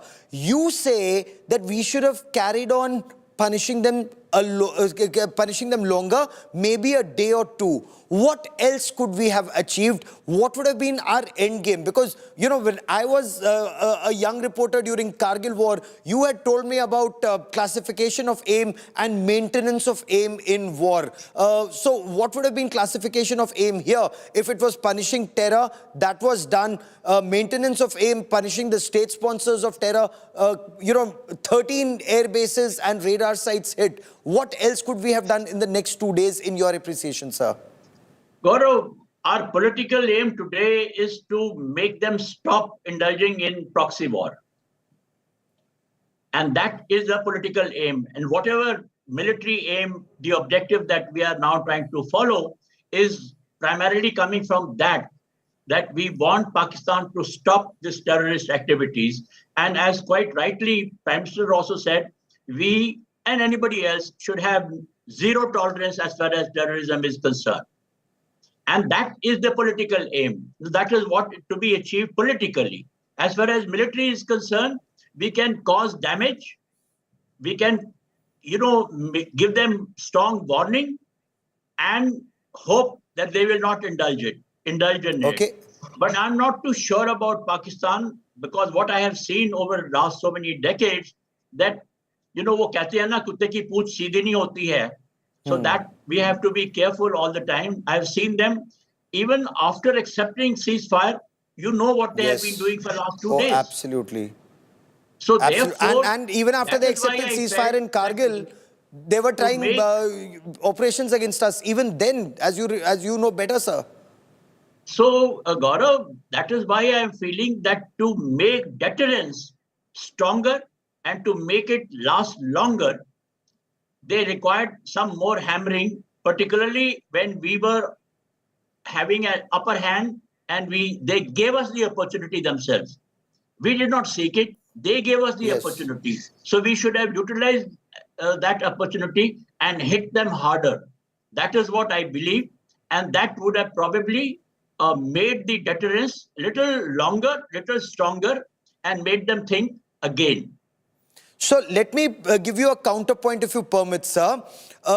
This is the first time that we've hit terror at Muridke and Bahawalpur. This is the first time that we've hit 13 terror bases and military installations, including their air bases, including their fighter jets. I believe they've lost some fighter jets. They've lost several radars and very crucial radars, whether it's in Pasrur or Malir or, even in Sialkot, which makes them in a way blind to our future actions. I believe they've lost an airborne advanced early warning system.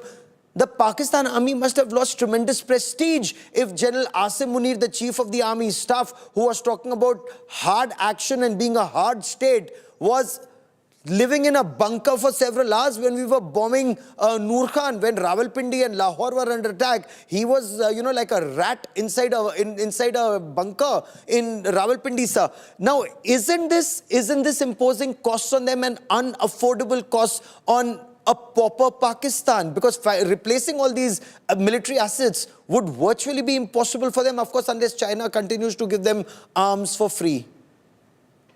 Gaurav, whatever you said, the damage that we have caused them, you are right. You should know it more because you've been following it so closely, and I'm not going to deny that. But I know the mindset of the Pakistan army. Yes. And having seen their activities for last so many decades, and I know the mindset of their leaders, army leaders, I still feel that they will not stop this activity. We can still expect some action from their side, both in terms of proxy war and maybe even some skirmishes along the line of control or international border. We should expect that.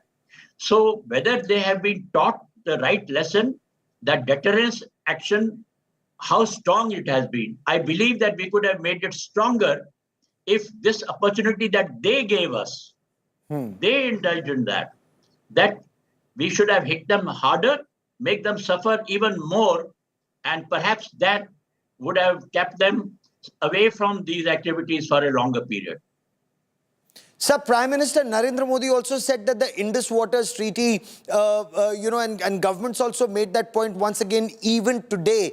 that will remain. It will be held in abeyance till Pakistan takes permanent action against India-centric terror or words to that effect. Is that likely to deter Pakistan? Because water of the western rivers, if we were to harness it more effectively, will that deter Pakistan? Gaurav, it will take a fairly long time to be so effective as we are thinking, or you are talking. You know, it will not be possible for us to stop all the water in the near future. We have to create pondage, we have to create all those dams and the power stations that we are talking about. That will take time. So that may take a few years also. So I would say that it's a good step that we have taken, and it's a good warning that we have given them. But how effective it will be and how much of impact it will have on the mindset of the Pakistan army and the Pakistani leadership, that needs to be seen yet. And sir, the fact that even after the attack... I'm now talking of the future. Oh, absolutely, sir. You know, because, for example, even after the attack on Parliament, we were talking to Musharraf. You'd recall how, despite IC-814 hijack and Kargil war, we'd accepted him, a military dictator, as president of Pakistan, gave him a guard of honor, got him to Agra, and then he ran away in the middle of the night. Or after 26/11, we were still engaging with Pakistan, and that Aman ki Asha. Now, when the government says the only conversation with Pakistan will be on the return of Pakistan-occupied Jammu and Kashmir and terror. Now, does that very effectively shut out any conversation with Pakistan? You know, like all those conversations that were happening, make Siachen mountain of peace, and there was forward movement on that, and some 4-point agenda for peace. When Pakistan was actually plotting 26/11 Mumbai terror attacks on us, they were talking peace. Is all of that now out of the window, sir? Look, some kind of communication will continue despite all the statements that have been made in public and the very strong action that we have taken. For example, we have not stopped the DGMO working on their lines, communication lines. Yes. Okay, that is still functioning. And similarly, even in the diplomacy, sometime directly and sometime indirectly, that kind of communication continues. And I think that is also a good step. When we are talking of escalation control, those are helpful steps. And we want to maintain both escalation dominance as well as control over this thing. So those are good steps. And I know very strong warning this time I have heard from the Prime Minister. I have not heard him speaking so strongly and so emotionally, so assertively as he has done this time. But again, as I said, knowing the mindset, I still have my doubt if these people are going to stop it. And therefore, we cannot afford to be alert. We have to remain alert, and we have to be prepared to once again give them the same hammering. And that is why I said that the last time when they gave us the opportunity 2 days ago, we should have probably hammered them more. Now, I'm not a warmonger. I'm not interested in harming the public in Pakistan, but their warmonger and the people who have been responsible for all the whatever has happened in India-Pakistan relationship, they need to be sorted out.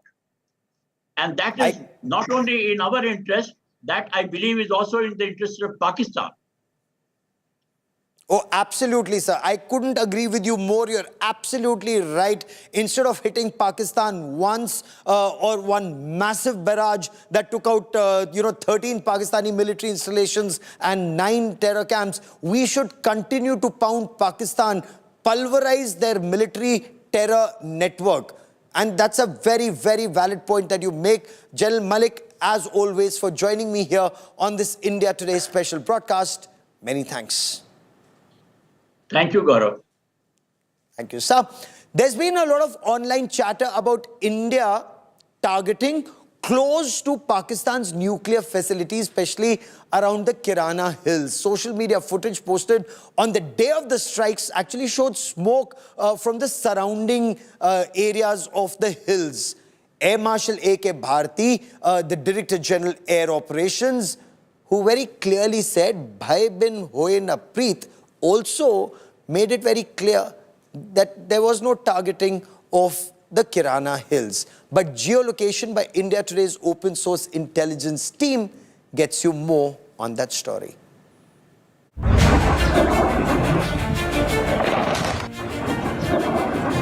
Social media has been buzzing with dramatic claims about India's airstrikes deep inside Pakistan. Conspiracy theorists are wondering if India struck Pakistan's nuclear storage facility at the Kirana Hills during Operation Sindoor. Several users have shared images, videos and maps allegedly pointing to smoke rising from the rocky region in Pakistan's Punjab province. But did India really target the Kirana Hills? Top Indian defense officials have categorically denied any strike on the Kirana Hills. Thank you for telling us that Kirana Hill houses some nuclear installation. We did not know about it. Okay. And we've not hit Kirana Hills, whatever is there. Okay. I did not brief in my briefing yesterday. Thank you. So why the confusion? Kirana Hills is a large, rough terrain under Pakistan's Ministry of Defence in the Sargodha district, commonly referred to as the Black Mountains because of its dark, rocky features. It lies between the town of Ravva and Sargodha city, and while it remains a high security zone, no strikes were carried out there. What was hit in the Sargodha Airbase, located about 10 kilometers away from the Kirana Hills. The strike took place on May 10th as part of India's counter-offensive. Based on geolocation by India's open source intelligence team, the site of smoke can be placed near the surrounding peaks, not the Kirana Hills. So while the terrain may look similar and proximity fueled the buzz, the facts remain clear. India did not strike the Kirana Hills. With Bidisha Saha, Bureau Report, India Today. But it seems either the Pakistanis got spooked or the Americans got spooked. Because India's made it very clear they did not target the Kirana Hills. They did target the Sargodha Airbase, which is Pakistan's perhaps amongst its best defended air bases, the Mushaf Air Base. And I want to bring in my colleague Sandeep Unnithan for more on this. And Sandeep, when you look at the map both that Ditresfa has shared and also the one that was put out by the government, the targeting very clearly is of the Mushaf Air Base, the Sargodha Air Base, the best defended perhaps air base of Pakistan. Bring us details of the damage assessment, the bomb damage assessment at Sargodha. Well, Gaurav, the base was attacked. It's very clear. And we don't know where these explosions that Pakistan is reported. We are seeing it on social media. We've analyzed it, those blasts that our teams have analyzed right down to the Kirana Hills. There is no confirmation as to where those blasts came from. And, you know, the Kirana Hills compound, very quickly, Gaurav, is enormously strategically significant to Pakistan. That is where they conducted their first subcritical tests in 1983. They drilled very deep tunnels into the Kirana Hills to test those subcritical devices, and later that is where they stored their M11 missiles which they had acquired from China. So enormously strategic location, and later on they used this for storing their nuclear weapons, their bombs. That is where they keep their weapons, and in times of emergency they bring the bombs out and then take it down to the Sargodha Air Base just a few kilometers away, where they are then mated onto either aircraft or onto the ballistic missiles nearby. So it's very clear that the Indian Air Force struck at the Sargodha Air Base, but they did not do so on the Kirana Hills compound itself. So where did those blasts come from, Gaurav? And this is something that there could be a lot of speculation on. Could it be the Pakistan military itself, for instance, who targeted set off explosions over there to then try and tell the Americans that, look, our air bases, our nuclear, sites are being targeted by India. Therefore, you need to bring this conflict to a draw. I mean, Pakistan has been known for subterfuge, Gaurav. I don't put it past them. They have done, even bigger and, more complicated operations than this. The fact that Osama bin Laden, Gaurav, was staying a stone's throw away from one of their premier officer training institutions at Abbottabad, and the fact that Khalid Sheikh Mohammed, the main planner of 9/11, was apprehended from Rawalpindi, the headquarters of the Pakistan military, tells me that nothing is above the Pakistan military, especially when it comes to a crisis of the kind that the Indian Air Force inflicted on them in the matter of minutes. On the 9th Indian Air Force May. operations were actually spectacular. The manner in which multiple Pakistani Air Force bases were targeted, and we saw Sargodha, where the airfield has been devastated, and that too at a very critical point. A huge hole punched into it, critical gaps punched into Pakistan air defense systems. Let me now take you to the Bulari Airbase, and again, Bulari is their latest airbase in the Sindh province. There you see the airbase destroyed, hangar with a short taxiway destroyed, possible quick reaction asset has been destroyed, the munition impact point we see in those. So what does that indicate? One, the targeting of Bulari. Why is it so significant? And the bomb damage assessment, Sandeep. Well, Bulari is their newest airbase, Gaurav. It was commissioned in 2017. It is a new fighter airbase. You can see there those, those runways and those dispersal aprons. All of that is there on the satellite imagery that we see. And, they seem to have struck, the Indian Air Force has gone and shattered one of those hangars over there, which if you can see, there is a small little indication of an aircraft over there of some sort inside. Either that aircraft has been hit, it's been destroyed, or it sustained some kind of damage. So there's some very big signaling there. What kind of aircraft is there? We need to zoom in and look at it very carefully. But there is definitely some kind of aircraft that was there inside that hangar when it was struck by the Indian Air Force on the 9th of May. So, enormous signaling there, Gaurav, hitting air bases through the length and breadth of Pakistan, from the high altitude deserts of Gilgit-Baltistan in Pakistan-occupied Kashmir, right down to the Cholistan desert in Sindh, which is where Bulari Airbase is located. No airbase, no airfield, no radar site is safe from the eyes and certainly the weapons of the Indian Air Force, as we've demonstrated through Operation Sindoor. It gives you so much satisfaction to see that finally costs are being imposed on that state sponsor of radical Islamist terror by the Indian Armed Forces. They've always had the capabilities. We've been told of their war games. Now we are watching it in action. And Sandeep, what's very critical, as I get you images of the Noor Khan Air Base, and this is Rawalpindi. This is the seat of power in Pakistan. This is Noor Khan, where you also see some assets on the floor. On the tarmac and on the taxiway, but what you also see there, parked in the apron there, you see what is also significant. This is where General Asim Munir, the chief of the Pakistan Army, was hiding in a bunker. A command and control structure here was taken down. An advanced early warning command and control aircraft was taken down. Can Pakistan replenish all these assets that it's losing, the radars, the AWACS, the fighter jets, the damage to the ATCs and runways? How expensive would this be for a pauper Pakistan? Well, good question, Gaurav. And, as we speak, the accountants of the Pakistan military must be sitting and toting up the losses of, the aircraft and the infrastructure that's been damaged.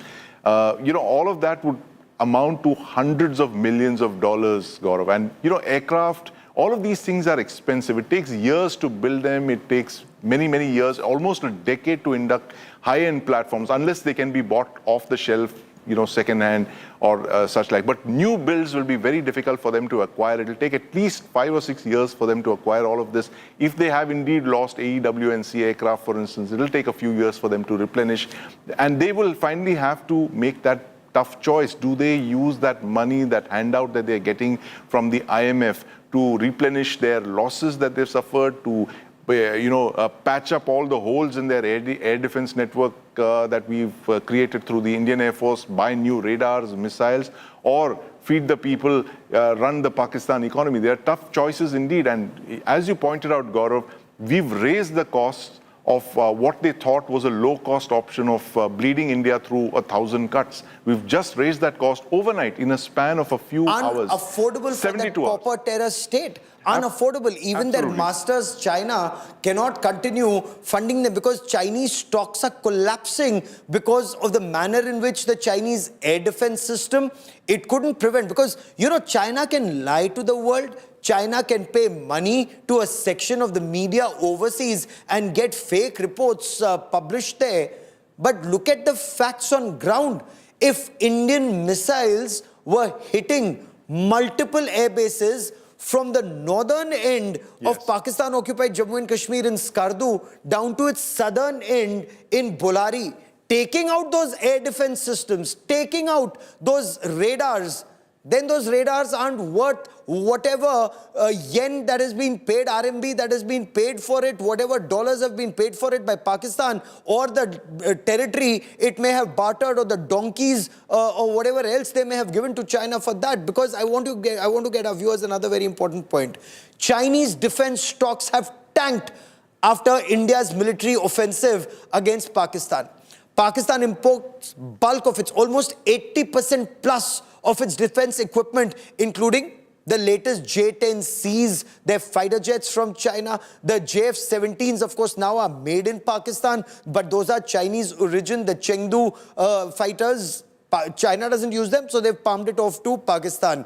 Indian defense stock, incidentally, is on a roll after Prime Minister Narendra Modi emphasized the need for greater self-reliance in matters military. And the government also made it very clear that there was no American intervention or foreign intervention that got Pakistan pleading for a ceasefire. It was hard military action. I get you more in this report.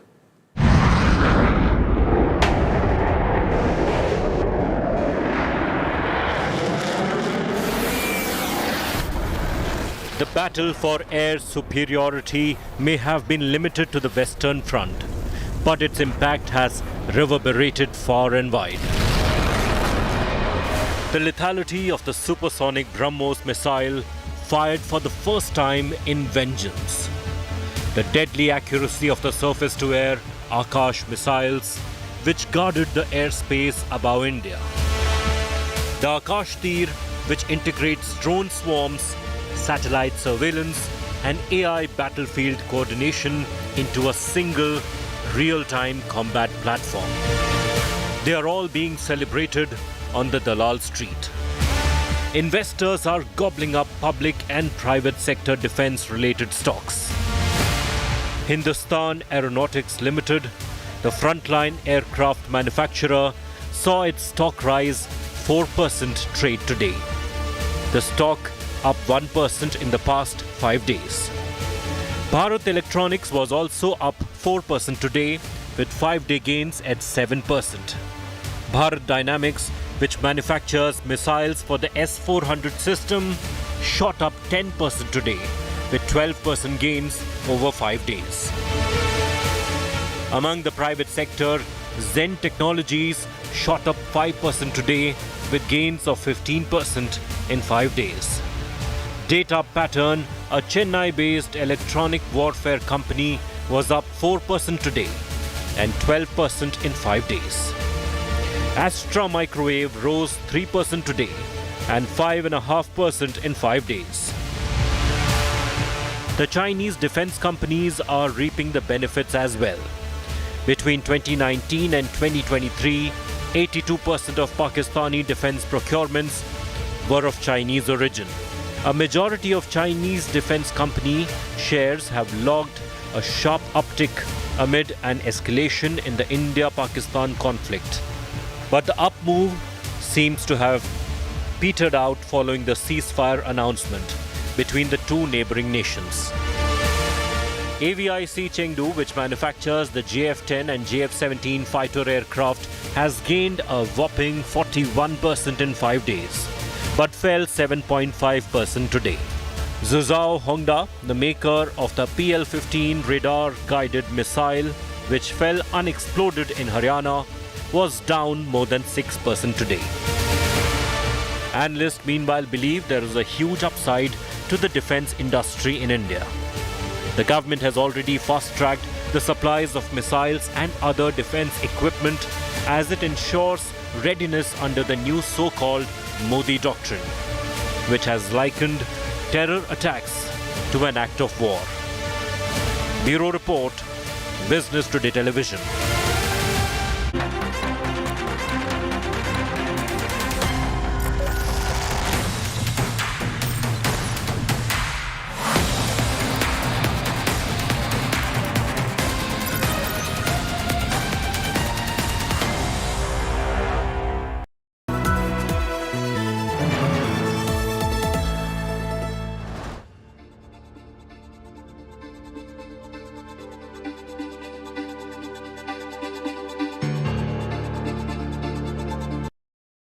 Motorola Edge 60 Pro, the edge of excellence.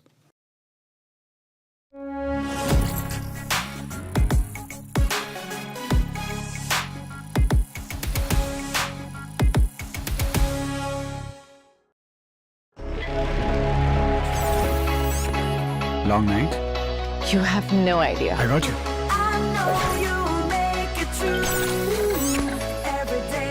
Motorola Edge 60 Pro. Hello, Moto. Motorola Edge 60 Pro, the edge of excellence. Hi, here are the top headlines presented by Motorola. PM says India won't tolerate nuclear blackmailing. CBSE 10 and 12 results out. Pollachi gang rape and 9 get life sentence.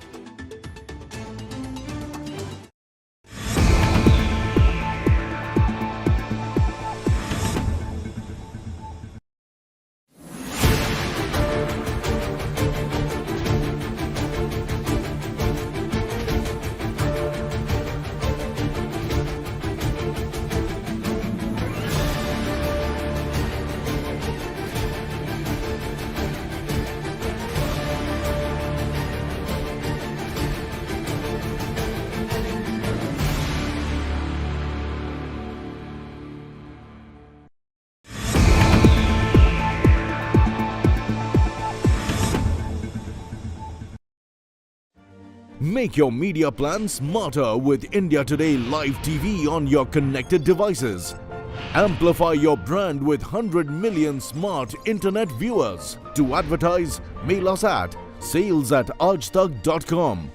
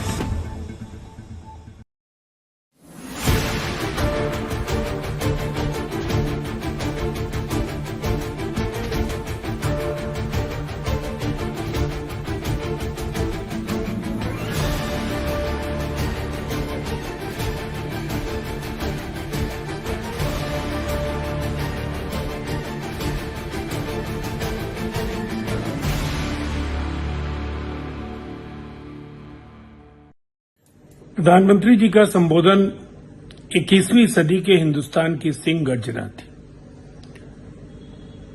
उन्होंने अपने पूरे संबोधन में बिल्कुल साफ कर दिया है कि टेरर और टॉक एक साथ नहीं हो सकते, टेरर और ट्रेड एक साथ नहीं हो सकते, जल और खून का एक साथ रिश्ता बनाए रखना संभव नहीं होगा। टेरर और टॉक एक साथ नहीं, टेरर और ट्रेड एक साथ नहीं, पानी और खून एक साथ नहीं। आतंकी ठिकानों को ध्वस्त करके दुनिया को ये संदेश दिया कि हिंदुस्तान को कोई ब्लैकमेल करने का किसी को पुरुषार्थ नहीं है। आतंकी ठिकानों की सरपरस्ती करने वालों को साफ चेतावनी दिया है कि हिंदुस्तान का सैन्य पुरुषार्थ और देश की जनता माकूल जवाब देने को तैयार बैठी है।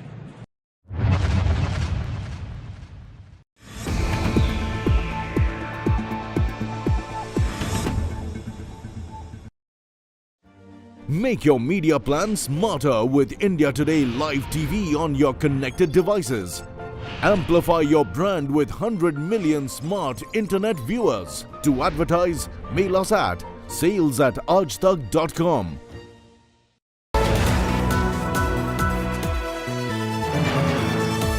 Presented by JK Tire Puncture Guard. Say goodbye to flat tire. Co-powered by the bold look of Kohler.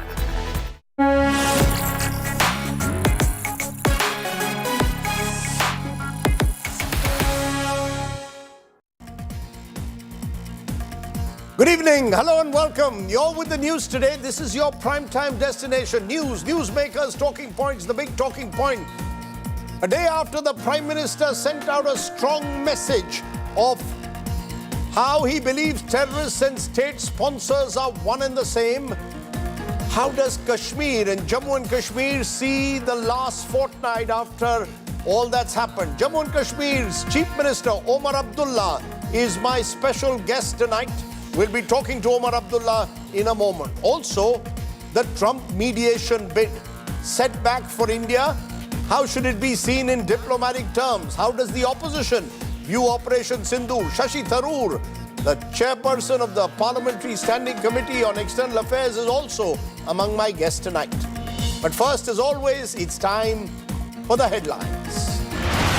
Prime Minister Narendra Modi, a day after reiterating India's new normal against terror, now does it at the Adampur Air Force Base, says not a single Pakistan missile could breach India's air bases.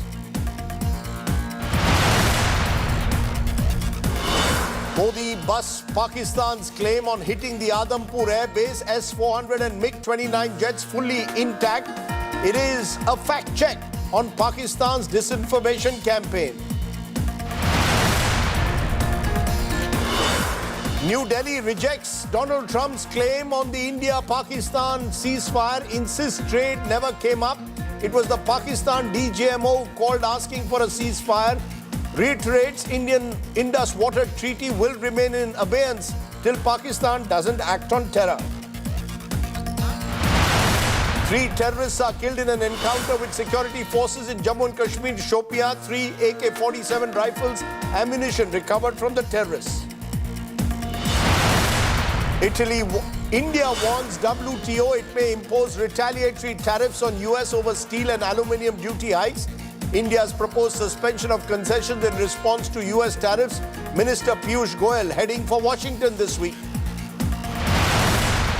All 9 guilty in the 2019 Pollachi sexual abuse case are sentenced to life imprisonment. Survivors awarded compensation. Case involved a gang of men who lured women before sexually abusing and blackmailing them. 21 people killed in an Amritsar hooch tragedy. 3 people are in critical condition. DSP and SHO of Majithia in Amritsar are suspended. Retail inflation declines to a 6-year low of 3.16% in April, lowest since July 2019, mainly on account of subdued prices of vegetables, fruits and pulses. And Donald Trump in Saudi Arabia meets Crown Prince Mohammed bin Salman. 2 countries inked a $142 billion defense deal as part of a $600 billion Saudi investment commitment in the US. But our top story. The India-Pakistan ceasefire is holding, but India is making a political point. Prime Minister Narendra Modi today visited the Adampur Air Force Station in Punjab, which the Pakistani forces claim to have hit. Modi reached the airbase flying the IAF Super Hercules, met with fighter pilots and technical staff involved in Operation Sindoor. During his interaction, the Prime Minister doubled down on India's tough stance against terrorism. The Prime Minister emphasized that the current military operations are not over, they've just been put in pause. And that pause depends entirely on what Pakistan does next. Perhaps the most striking part of this visit was the backdrop. Behind the Prime Minister stood fully operational MiG-29 fighter jets and the S-400 Sudarshan Chakra surface-to-air missile system, which foiled Pakistan air strikes last week. Listen in first to what the Prime Minister said in Adampur. Bharat ने अब 3 सूत्र तय कर दिए हैं। पहला, भारत पर आतंकी हमला हुआ, हम अपने तरीके से, अपनी शर्तों पर, अपने समय पर जवाब देंगे। दूसरा, कोई भी न्यूक्लियर ब्लैकमेल भारत नहीं सहेगा। तीसरा, हम आतंक की सरपरस्त सरकार और आतंक के आकाओं को अलग अलग नहीं देखेंगे। दुनिया भी भारत के इस नए रूप को, इस नई व्यवस्था को समझते हुए ही आगे बढ़ रही है। Meanwhile, 3 suspected Lashkar-e-Toiba terrorists were killed today in Shopian in the Kashmir Valley after an encounter broke out with the security forces. The army had launched Operation Keller, named after the encounter site, after it received specific intelligence. The hunt is still on for those terrorists who were responsible for the Baisargan massacre near Pahalgam. Take a look at our top report, and then we'll be joined by a special guest, the Jammu and Kashmir Chief Minister, Omar Abdullah.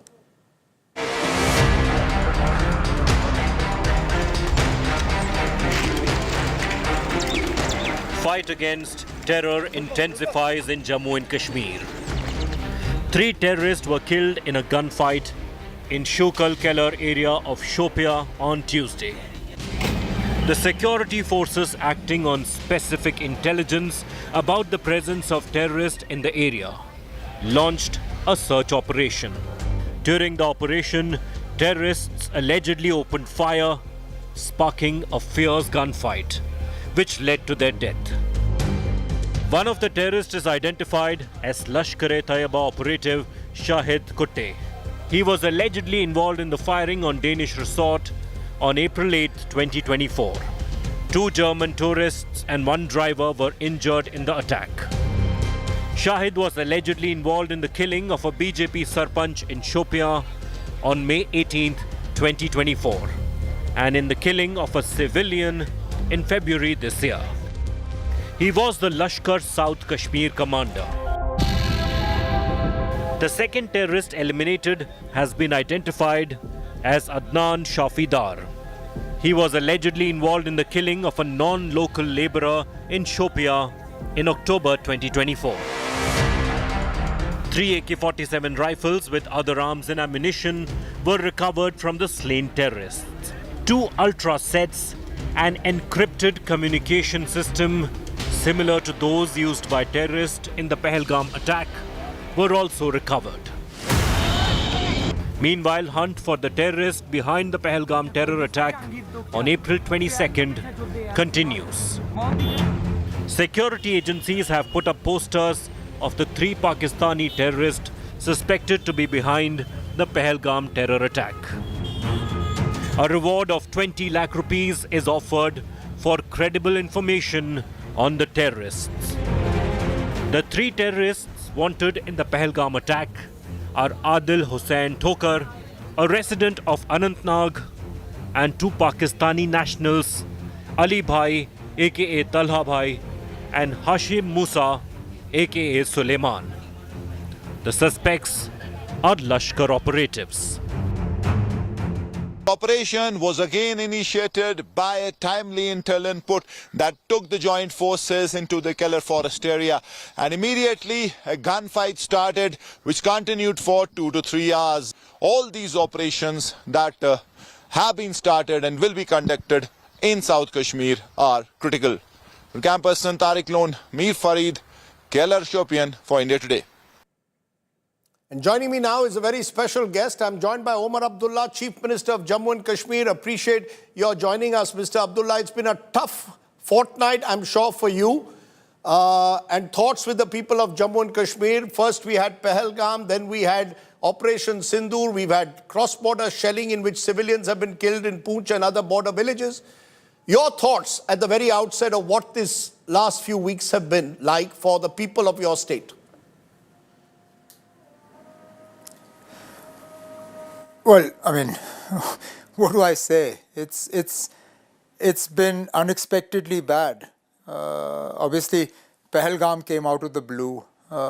We weren't expecting anything like that, given the last 4 or 5 years of relative calm, followed by the intense cross-border shelling and bombardment, which brought in areas hitherto completely untouched by this sort of cross-border shelling. You talked about civilian casualties. We saw civilian casualties in Uri, in Rajouri, in Poonch, and areas in these districts that came into the range of shelling where we haven't seen shelling in the past. We saw drone activity over Srinagar and Jammu, something that is completely unheard of. We haven't seen this sort of activity in Jammu since, I guess, the 71 Ind-Pak war. I mean, what does one say about the kind of fortnight that Jammu and Kashmir has had? It's been difficult. It's been difficult. Let's start with Pahalgam, Baisar, and the manner in which that massacre took place and the manner in which there was an attempt made by the terrorists to discriminate between Hindus and Muslims. Did that make it even more difficult in terms of the fact that now Kashmiris found themselves suddenly being in the crosshairs of terrorist violence? Has this increased, you believe, the anger in Kashmir against those who've used terror to divide people? Well, there's no doubt that for the first time, the people of Jammu and Kashmir in particular, came out of their own accord. It was a completely spontaneous, unplanned, channeled protest by people against what had happened in Pahalgam. And this happened in Srinagar, it happened in our other major districts, it happened in rural villages. Basically, the people of Kashmir came out and said that we don't support this. This is claimed to have been done in our name. But this is not who we are, this is not what we want, and we will not allow you to use this violence as if this is something that we want. But in the backdrop of Pahalgam and then the attack on the innocent civilians in Poonch, we reported this terrible story of 12-year-old twins who died in the shelling. Is there growing anger against Pakistan and what the Pakistani army state has done to Jammu and Kashmir over the last 3.5 decades? What terror has done to the people of the state? Well, if the people weren't angry, Rajdeep, they wouldn't have come out. Nobody forced them to come out. It wasn't part of any government plan. It wasn't part of any political party's plan. It wasn't part of any individual's plan. It was a spontaneous expression of anger. But may I just add that where there was a spontaneous expression of anger about what happened in Pahalgam to those 26 innocent people, there's also a simmering disappointment that not enough is being said about all the people who died in this cross-border shelling. It's almost as if they're being paid lip service. The fact that as I said, we've lost people in Rajouri, we've lost people in Poonch, we've lost people in Uri, Baramulla. We've lost people cutting across religious lines. We've lost Muslims, we've lost Hindus, we've lost Sikhs. We've lost civilians, we've lost BSF troopers. If gurdwaras and temples came in the range of shelling, so did 2 madrasas in Poonch.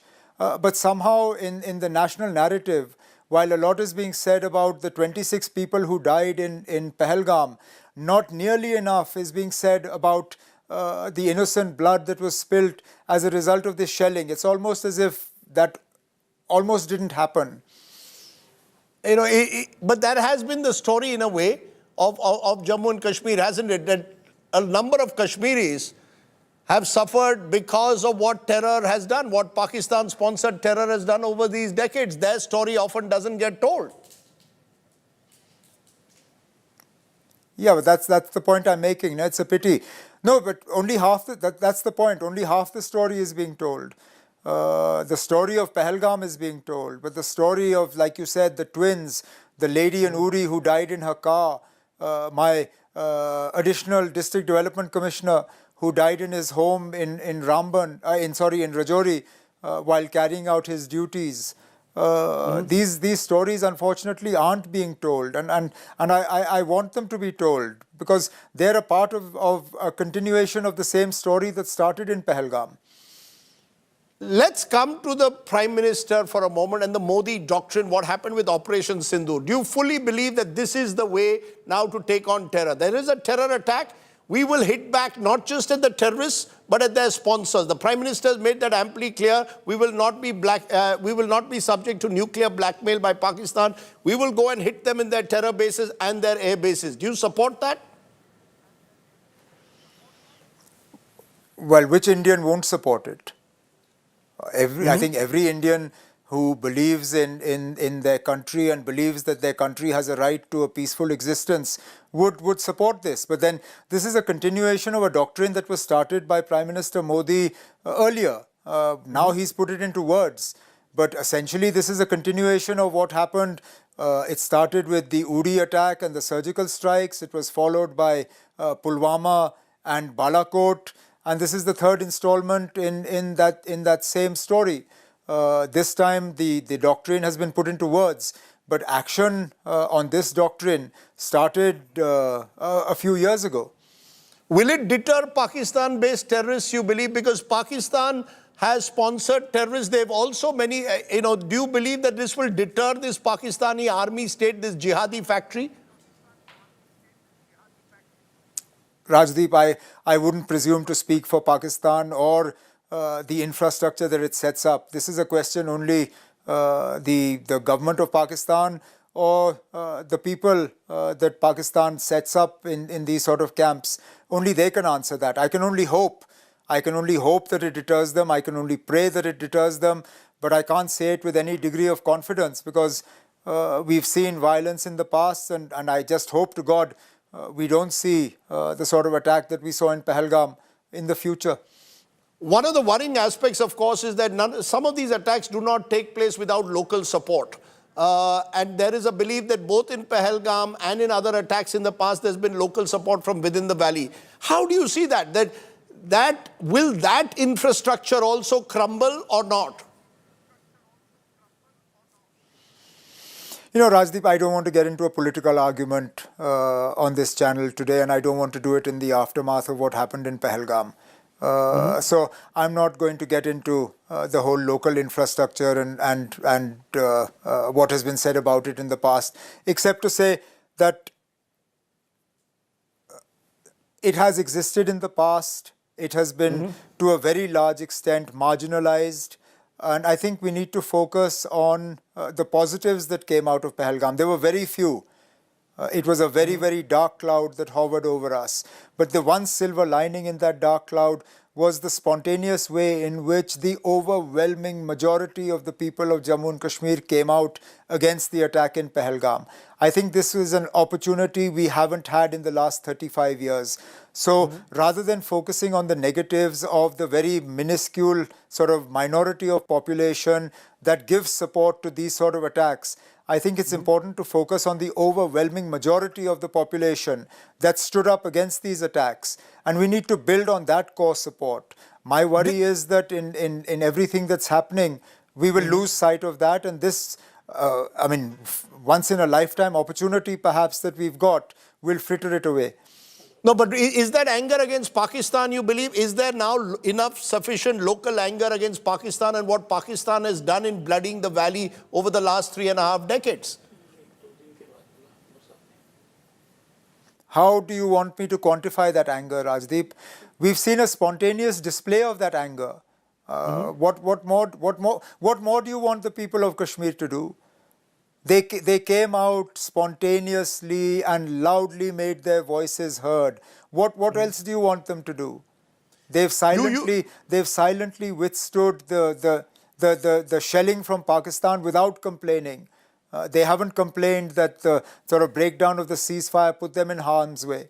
They've quietly withstood the destruction of their homes, of their shops, of their livelihoods, because they believed that that was the price they had to pay for the situation that developed after Pahalgam. So I think, as I said, we sometimes tend to miss the forest for the trees.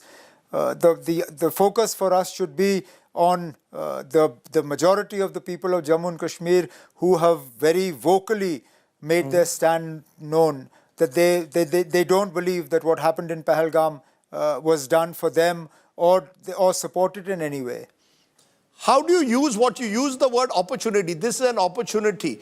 What is that opportunity you see? Is it now to ensure that more is done in a way to bridge the divide that has existed in the past between Kashmir and the mainstream Indian politics? Do you believe this is the right time? You said earlier, I don't want to anymore talk about statehood. This is not an issue I will raise now. That's what you said in the assembly. No, I didn't say that.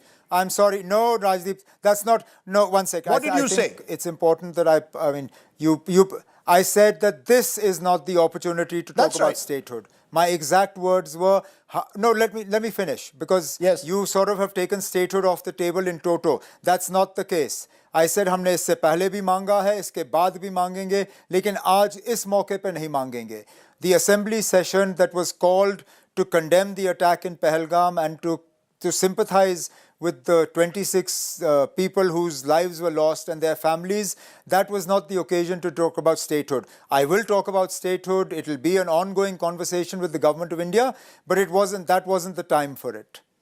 So when would you, what do you, when you say opportunity to me on the show, that this is an opportunity, how do you believe this opportunity should be availed? What would you like to see? I believe that there is a huge constituency for peace in Jammu and Kashmir. That constituency has to grow. You have to start trusting the people of Jammu and Kashmir. You have to start trusting the people of Kashmir. I think it's important that instead of randomly picking up and detaining people, we need to be more focused in the action that we take. Not every Kashmiri is a terrorist sympathizer. Not every Kashmiri is an overground worker of these terrorist organizations. So we need to stop treating every Kashmiri as though we suspect them. Not everybody who uses social media is doing so to demonize India. But somehow, oftentimes, we respond in a very heavy-handed manner. It's almost as if when all you have is a hammer, then everything to you looks like a nail. That's not the way we need to treat the people of Jammu and Kashmir. And that's the point I made. That's when I talked about this is an opportunity. You're making an important point, because we've seen in the last few weeks security forces blasting the house of alleged terror suspects. Do you believe that's the right thing to do, or that they also deserve due process? Is that what you're saying, that this is what fuels anger from time to time? That's one specific thing. It goes beyond that. It sort of spreads to the sort of very widespread, random way in which we detain people. If we don't detain them, the way we summon them to police stations from morning till late at night. There are a whole host of things that I believe if we sort of correct, this constituency for peace and this spontaneous constituency for peace, this can be grown. And that is the point I'm trying to make. I'm not in any way, shape, size or form supporting the terror infrastructure in Jammu and Kashmir.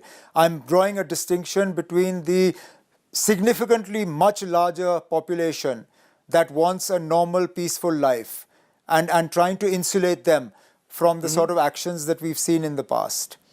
Let me come specifically, Omar Abdullah, to the ceasefire and what Donald Trump said. Donald Trump seemed to suggest that he was the one who brought the two sides together, and then went on to say that he was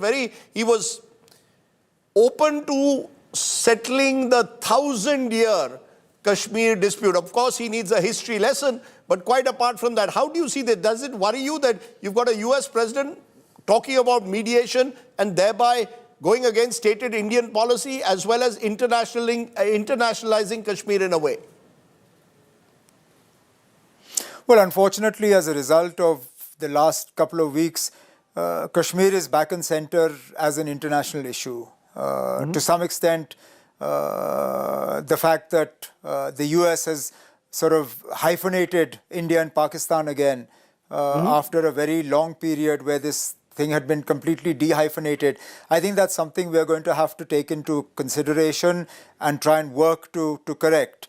As far as Donald Trump and his attempts to mediate, look, we know what he's like. He injects himself into a whole lot of situations that he knows very little about. I wouldn't take that aspect of it very seriously. We'll have to wait and see. I think that's something for the Ministry of External Affairs and for the government of India to deal with. No, but does it worry you as the Chief Minister of Jammu and Kashmir, the manner that a US president should announce the ceasefire and then almost unilaterally claim that he's ready to resolve the dispute? Rajdeep, I've got too many real-world problems to worry about what Donald Trump is tweeting or not tweeting. I still have people in hospital who are injured from the cross-border shelling. I still have people whose homes are in ruins. I still have people whose businesses and shops are in ruins. I need to put their lives back in order. Where what Donald Trump has to say on his social media platform or on X, honestly, in my list of priorities is pretty low down in the pecking order. Let me ask you, though, a question that I know troubles you, but you're not always been open about it. The fact that while Kashmir was, after Article 370's abrogation, effective abrogation, brought into a union territory, law and order, for example, was taken away from the Chief Minister, goes to the center, the LG runs the show.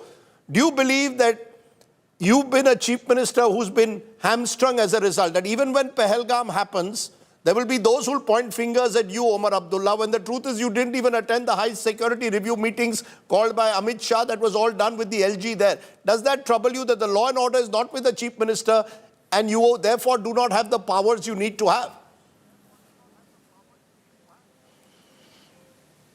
I'm sorry, what's the question in this? My question is very clear. Do you believe that you need, that if Omar Abdullah is to be held accountable, you need more power also? Power with accountability, you must also have the power. Rajdeep, when I'm responsible for security and law and order, by all means hold me to account for it. And until then, you'll have to hold those people to account who are responsible for it. The elected government is not responsible for security and law and order. And therefore, as much as some people might like to hold me to account for what happened, this is not the opportunity.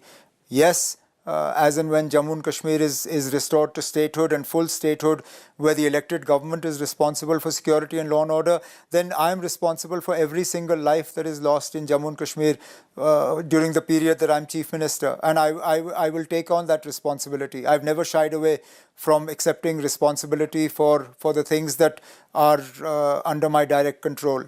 But as I said earlier, the conversation about restoration of statehood is one that will be had, and it will be had at the appropriate level in the Government of India. Appropriate level, but when? Should it be had right away? You said in the Assembly that was not the opportune time, but should it be held now? It's definitely, well, it's not going to be held tonight and it's not going to be held on your channel. It will be held behind closed doors with the people that matter in Delhi, and it will be held. At the earliest? Do you believe it should be held at the earliest? Let's be fair. I think the Prime Minister, Home Minister, Defence Minister have a few things on their plate at the moment. Let's get through this immediate problem and then we'll take it from there. Do you believe Pahalgam was a major security lapse? Who do you hold responsible for it? I'm not getting into that one. It's definitely a conversation that needs to be had.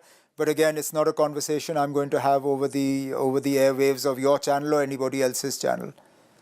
You know, you are also the tourism minister of Jammu and Kashmir, and one of the beliefs was that tourism was becoming a huge bridge between Kashmir and the rest of the country, and tourism was booming. This was going to be the big season for tourism. Now that Pahalgam has happened, a lot of tourists have left. What is your message? How are you going to bring back and restore confidence that Kashmir is safe to come to? We'll do it brick by brick. It's going to be a slow process. But it's a process that we will begin. I think at the moment, our focus should be on ensuring an incident-free Amarnath Yatra.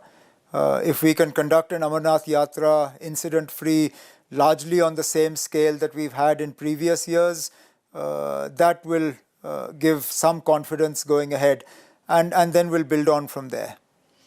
What's the biggest learning for you, Omar, of these last 3 weeks? Is it, as many believe, every time we feel that we're taking one step forward, Kashmir gets pulled one step back because terror takes place or there is some tragedy lurking around the corner? How is all of this? What is your big learning from what's happened in the last 3 weeks? That in Jammu and Kashmir, just because you've had a good day today is no guarantee you'll have a good day tomorrow. And do you have a message for Pakistan and Islamabad? What's been very clear is this is a country whose army rogue state has, as I keep saying, bloodied your valley. Do you have a message? Would you, if you were to tell Asim Munir, who spoke of the two-nation theory and Hindus and Muslims can't coexist, or you wanted to say something to Shahbaz Sharif, what would it be? Please let us get on with our lives. Please, just let us get on with our lives. We want to live peacefully. We want to be a part of the Indian growth and success story. And just let us get on with our lives. And Omar Abdullah, are you more optimistic about the future than you were before the 22nd of April? Do you believe that it is still possible for Kashmiris and indeed the people of your state to live peaceably and to find perhaps a light at the end of this dark tunnel? Are you a little bit more optimistic today now?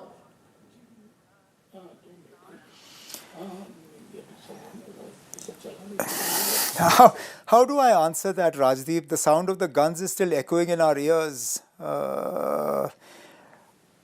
I'm hopeful. I'm hopeful. If we get a few good months, a few peaceful months, if we get a good Amarnath Yatra, then call me back and we'll talk about how optimistic I am. Right now, let's just say I'm hopeful. I want to say one thing though, Omar. I heard you speak in the assembly and I know you've met a lot of those who've been injured. You've stood up to be counted at this time. Your speech was a fine speech that brought a lot of people, both in mainstream India and in Kashmir, together. I hope that Hindu-Muslim unity can last. I'm sure you want that above all else, because that has been a huge scar, both in the Kashmir Valley, going back to what happened to the Pandits, to what's happened in recent times. I guess Umeed pe duniya kayam hai, right? Well, absolutely, and we've seen evidence of it on the ground. This attack in Pahalgam was designed to split communities.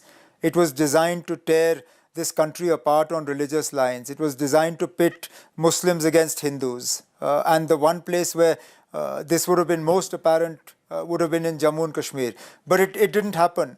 It didn't happen in Jammu, it didn't happen in Poonch, it didn't happen in Rajouri, it hasn't happened in Doda, in Kishtwar, in Ramban, in any of the places where this was designed to tear people apart. And hats off to the people of Jammu and Kashmir for that Hindu-Muslim Sikh Ittihad. They have lived up to that Mahatma Gandhi's sort of Roshni Ka Chirag lit in Jammu and Kashmir in 47. And again have proven that they will not allow these forces to rip apart the relations that exist between communities. Let me leave it there, Omar Abdullah. As I said, we end this conversation on a note of hope. It isn't easy being the Chief Minister of Jammu and Kashmir, as you've realized yet again in the last 3 weeks. But I thank you for joining me and having this conversation, Omar Abdullah, and I call it a conversation in the truest sense of the word. So thank you. Pleasure.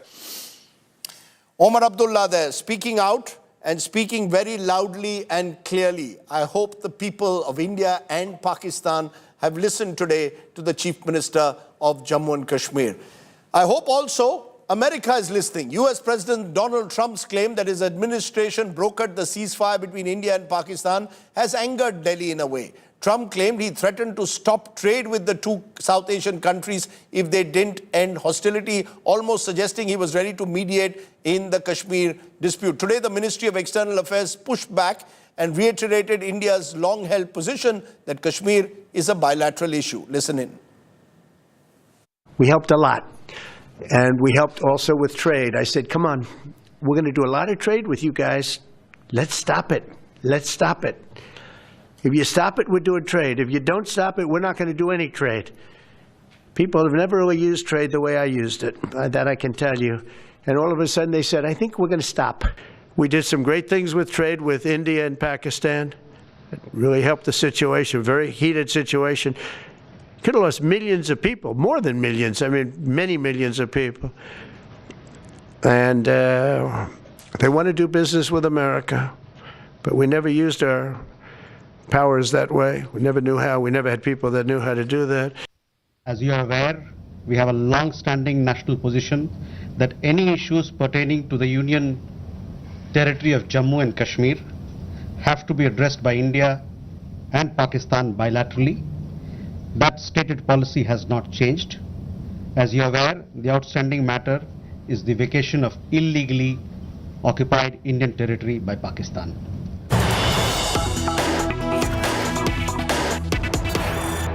The four-time Congress MP, chairperson of the Parliamentary Standing Committee on External Affairs and a former UN Under-Secretary General, Dr. Shashi Tharoor joins me. Appreciate your joining us, Dr. Tharoor.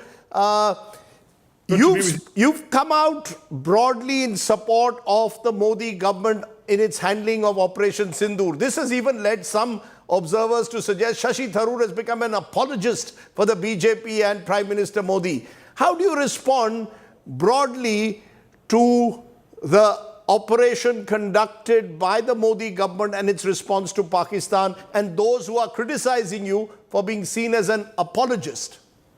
Look, there's nothing to apologize for. As far as I'm concerned, I'm an Indian citizen first and foremost. And as a parliamentarian, as somebody who's involved in public life in this country, my first duty is to my nation, to my people, to the flag.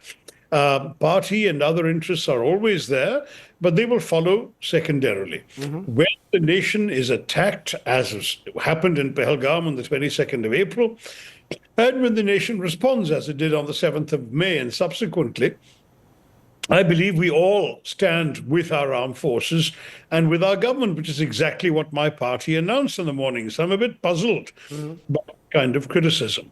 Having said that, Rajdeep, I think that indeed what was done extremely well. That is, if you understand, as many of us did, and I wrote articles immediately after the 22nd of April, analyzing what I believe had happened and what the motivations of the killers were, our response had to be calibrated and smart. In other words, it was impossible not to hit back, because not to hit back would have given a license for future terrorist attacks to take place with impunity. But in hitting back, we also had to be careful not to send the wrong signal, not to let our attack be taken as the opening salvo in a protracted war. Because it's not in our interest, Rajdeep, to go that route. Our country is focused on its growth and its development, the well-being and prosperity of our own people. And honestly, we don't need to be distracted by a long and unproductive conflict on our borders. So when a terrorist attack strikes, do not let it go unpunished. Send the killers a strong message, and to their handlers and backers in Pakistan, but do not at the same time undermine your own interests. And your own interests are your own growth and development and well-being and so on. So to my mind, that, as I wrote in one of my articles soon after the Pahalgam attack, hit hard, but hit smart. And I thought the government did that very well. It hit, as you know, 9 terrorist sites, which is a very important thing to do. It not only did that in a very effective way, it did so at night, where honestly there's very, very little likelihood of ordinary civilians wandering around. So you are minimizing any collateral damage. And the government went out of its way not to target in that first attack any military bases, any civilian infrastructure, any government installations. I thought the message was very clear. I'm sure that our government was then busy calling all the world capitals saying, see what we did. We have hit back on the terrorists, but we're not anxious to unleash a broader war. But let me stop you for a moment. Since you mentioned our government spoke to world capitals, said, look, we've conducted what you're calling a smart operation. hit hard but hit smart. The truth of the matter is, you've got Donald Trump, the United States president, claiming credit for the ceasefire, virtually saying that he's ready to mediate on the Kashmir issue, and importantly, drawing an equivalence between India, the victim, and Pakistan, the perpetrator. So when it comes to the world, and you know the world well, India doesn't seem to have got the kind of unequivocal support that we should have, given the fact that we were the victim and Pakistan the perpetrator. How do you see what Donald Trump has done? Has that in some way reduced the effectiveness of Operation Sindoor? Look, I'm afraid none of us in India can be accountable for Mr. Trump's somewhat erratic behavior. All I can say is I don't believe he was properly briefed. I don't believe he understood the purport of what he was saying, because in saying what he's saying, he made four major mistakes. First, the equivalence between the victim and the perpetrator, as I pointed out. Second, he talked about mediation. India has never accepted or welcomed mediation, and I'm 100% sure that we did not seek American mediation on this matter. Third, the seeming internationalization of the Kashmir dispute, which frankly is a win-win for the Pakistanis. They want to internationalize a dispute that has been off the global agenda for very many years now. Pakistan's previous attempts, when they were earlier a member of the Security Council, non-permanent member, to try and get Kashmir discussed, were rebuffed by the rest of the world. And for Mr. Trump to talk about it in this way was most unfortunate. And then finally, there is the re-hyphenation in the American imagination and in Mr. Trump's own rather limited imagination of India and Pakistan, which I must regret very strongly, because we had successfully established in the eyes of the world and of every American president since President Clinton that you don't treat the two as equal or together. We've said to them, when you come to India, don't stop in Pakistan on the way there or on the way back.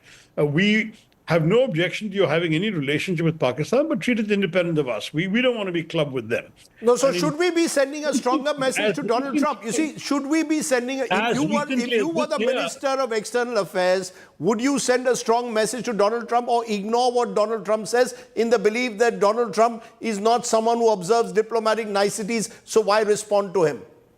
Well, I think that Mr. Trump indeed doesn't respond, does not even respect the basics of international diplomacy and discourse. But I think it's important to brief the surround system around him. I'm sure that our people have spoken in these terms to the Secretary of State, who's also doubling for the moment as National Security Advisor, Marco Rubio. And when they confirm an Assistant Secretary of State for South Asian Affairs, who, by the way, is somebody who's of part Indian descent, a man called S. Paul Kapoor, who is a highly respected scholar and strategic studies analyst, and who knows India and Indian issues well and will understand what we're saying, I'm fairly confident that we'll be able to convey exactly why we were troubled by all of this. It's an ongoing process. I must admit, the specific Trump tweet was indeed a most unfortunate development and a set. But he kind of shoots from the hip, doesn't he? We are not the only victims of this kind of impulsive behavior on the part of the American president. You know, so listening to you, I get a sense that you're giving Narendra Modi and his government 10 on 10 or 9.5 on 10 for both the way they conducted Operation Sindoor, handled the Pahalgam attack, and even handled the world diplomatically. There are others who are questioning, even in your own party, whether Mr. Modi has allowed Kashmir to get internationalized, whether to allow an American president to announce a ceasefire between India and Pakistan is setting a dangerous precedent.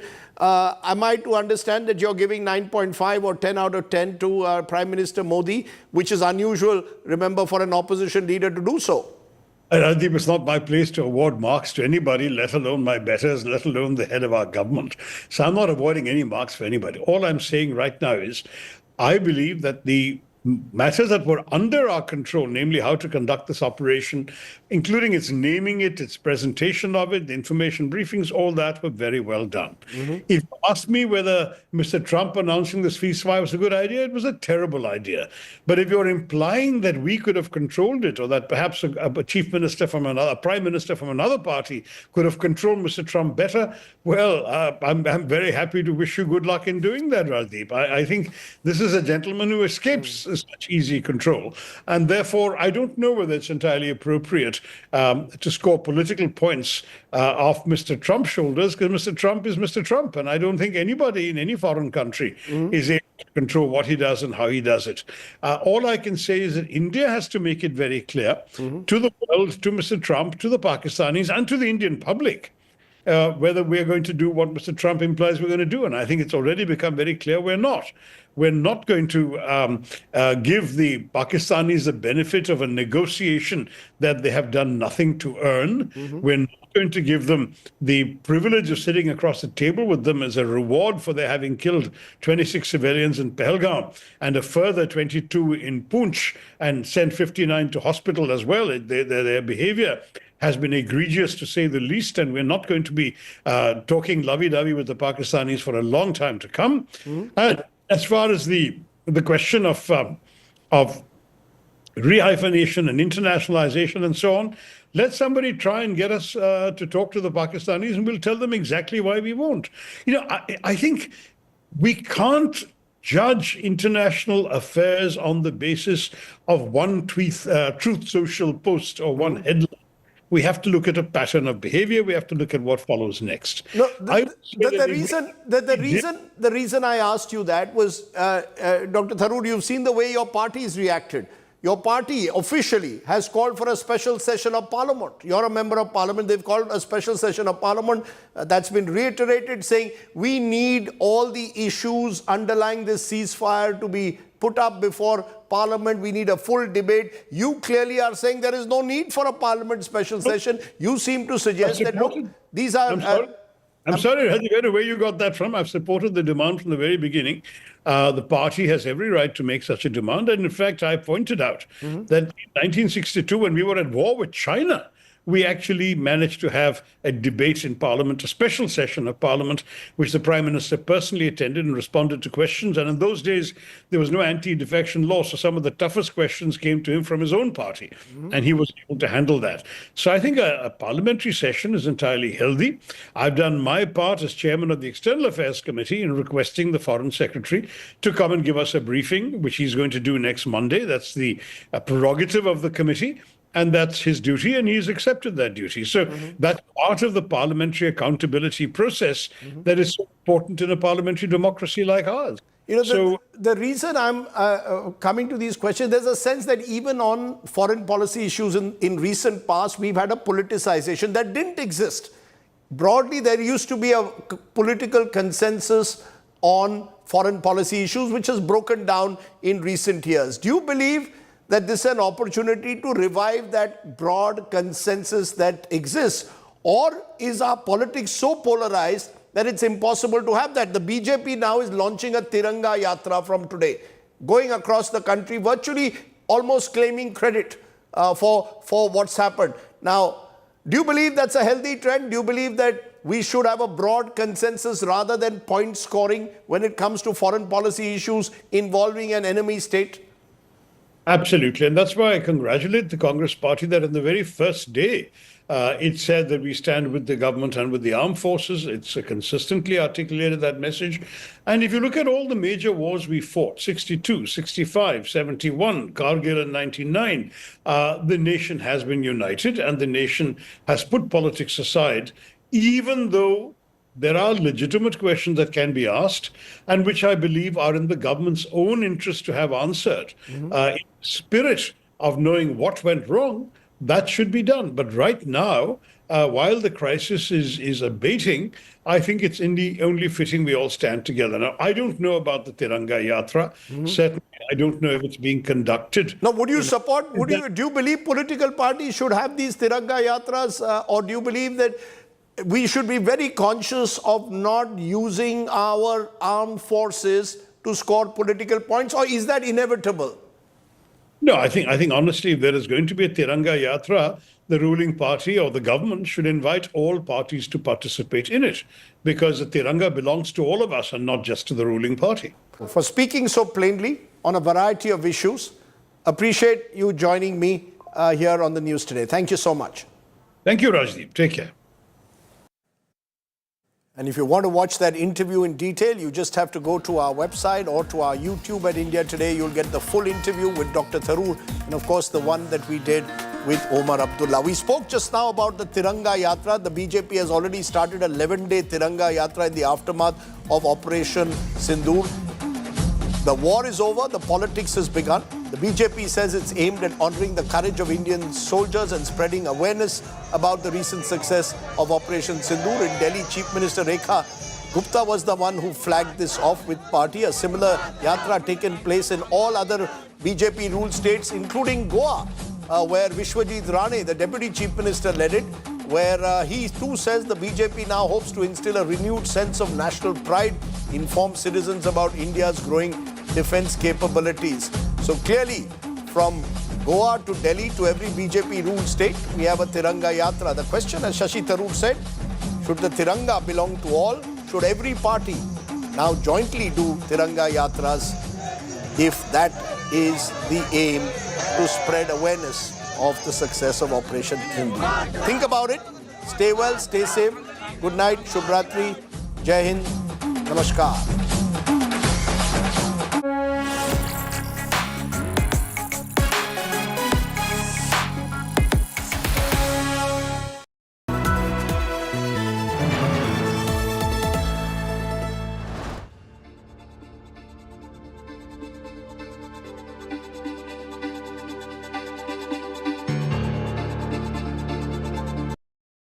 Motorola Edge 60 Pro, the edge of excellence.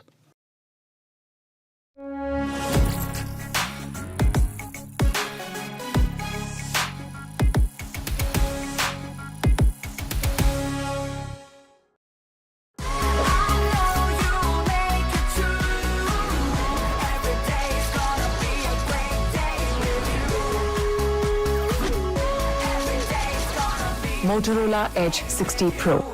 Hello, Moto. Motorola Edge 60 Pro, the edge of excellence. Hi, here are the top headlines presented by Motorola. PM says India won't tolerate nuclear blackmailing. CBSE 10 and 12 results out. Pollachi gang rape, a 9 get life sentence.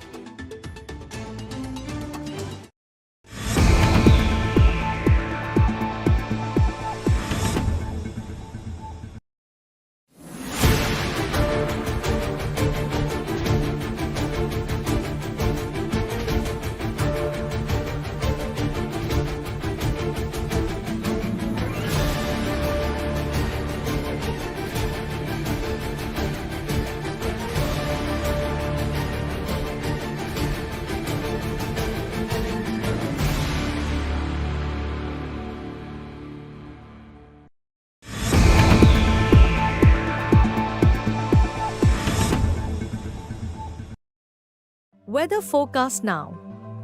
Delhi, maximum 41 and minimum 28 degrees.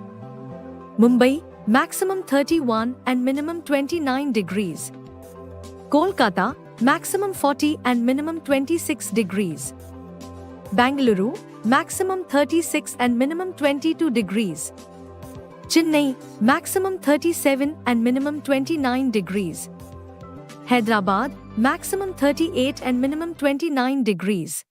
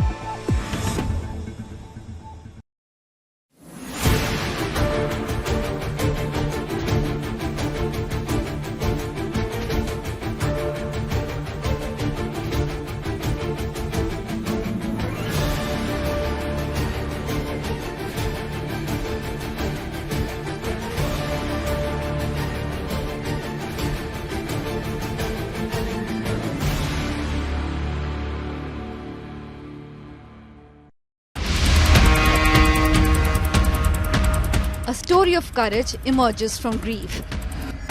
Even as a family mourns the brutal murder of a father, Santosh Deshmukh, 18-year-old, Vaibhavi Deshmukh has shown extraordinary resilience by scoring over 85% in her class 12th exams. Santosh Deshmukh, Sarpanch of Masajog village in Maharashtra's Beed district, was killed in December after he resisted an extortion bid made on a wind energy firm.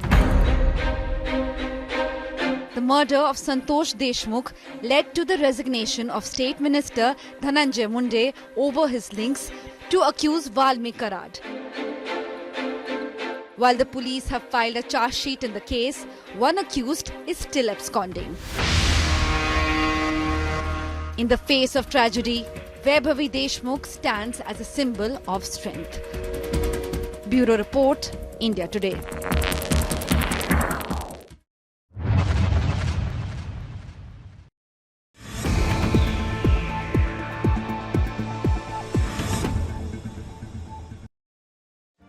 Make your media plan smarter with India Today Live TV on your connected devices. Amplify your brand with 100 million smart internet viewers. To advertise, mail us at sales@aajtak.com.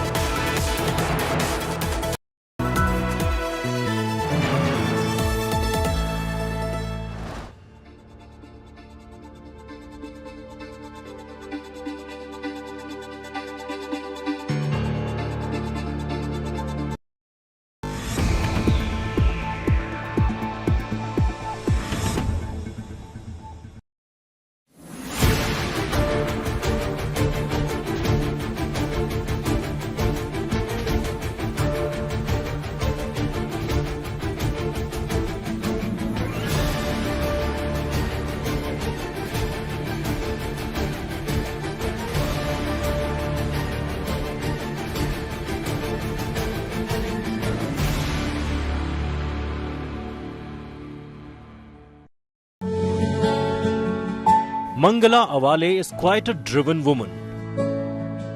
What else would explain Mangala picking up a completely new job at the age of 65? She started driving an auto rickshaw in Nandgaon, a small town in Maharashtra's Satara district, just a few days ago. Mangala's husband passed away long time ago. She raised her son and 3 daughters working as a labourer. While her daughters are married and son is employed as a driver with the State Transport Corporation, Mangala did not want to be a burden on them. Commuters say Mangala is an inspiration for them. Mangala is in the field from 9 in the morning till 6 in the evening. After deducting expenses, she earns 500 to 700 rupees every day. Fitzaklen Mulani, Bureau Report, India Today.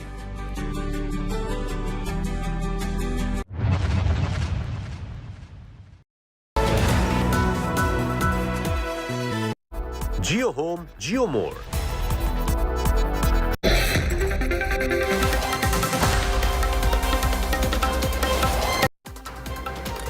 Hello and welcome. Good evening. You're watching News Track here on India Today. I'm Akshata Nandagopal. For the last 100 hours, India witnessed India's scripted history.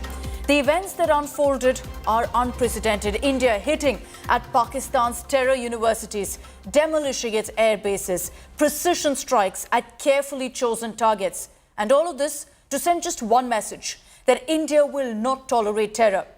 Operation Sindoor unfolded with exceptional coordination among our ace forces. But for you and I, most of it was beyond visual range. So we at India Today, with the help of artificial intelligence, our graphics artists and team of military and strategic experts, have recreated Operation Sindoor. So viewers, look up, put aside your phones, because you don't want to miss this special presentation by India Today. Here it is.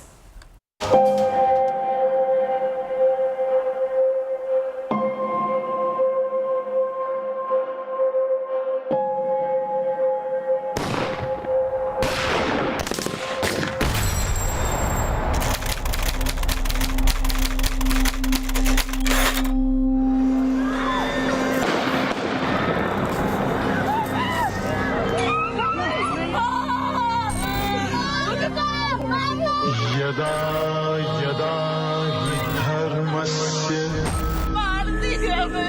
ग्लानिर्भवति पूरी खाली पति side में था, एक इंसान है उसने उसको गोली मार दी. अभ्युत्थान I said the whole world, India will identify, track and punish every terrorist and their backer. आतंकियों को और इस हमले की साजिश रचने वालों को उनकी कल्पना से भी बड़ी सजा मिलेगी.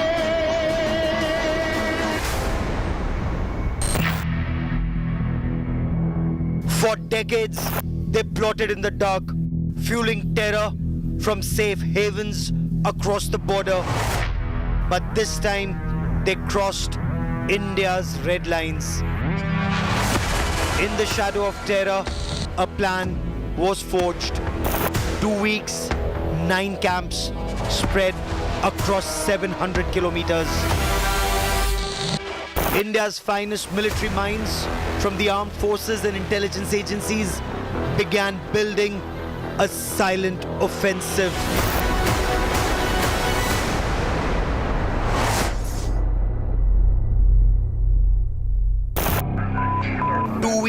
Of relentless intelligence gathering, satellite scans, drones hovered, eyes and ears deep inside enemy territory. Terror bases were marked, strike routes planned, risks assessed. A day before the strike, a clever deception, a NOTAM or notice to airmen issued for a military exercise far south. Pakistan tracked the movements in southern Rajasthan, saw only a drill in the skies, not our stealth, not our intent. May 6, a little after midnight, under the guise of war games, the Rafale's Omni-Roll fighter jets take off. Pakistan Air Force watches, unaware of what's coming. The weapon of choice, Rafale fighter jets, with pinpoint accuracy cruise missiles on board and laser-guided bombs. Kamikaze drones on standby. Rafale soar into the night sky, its radars silent. The eyes of the nation's top brass looked at every frame, every altitude from the war room in New Delhi. At 0100 hours, India strikes.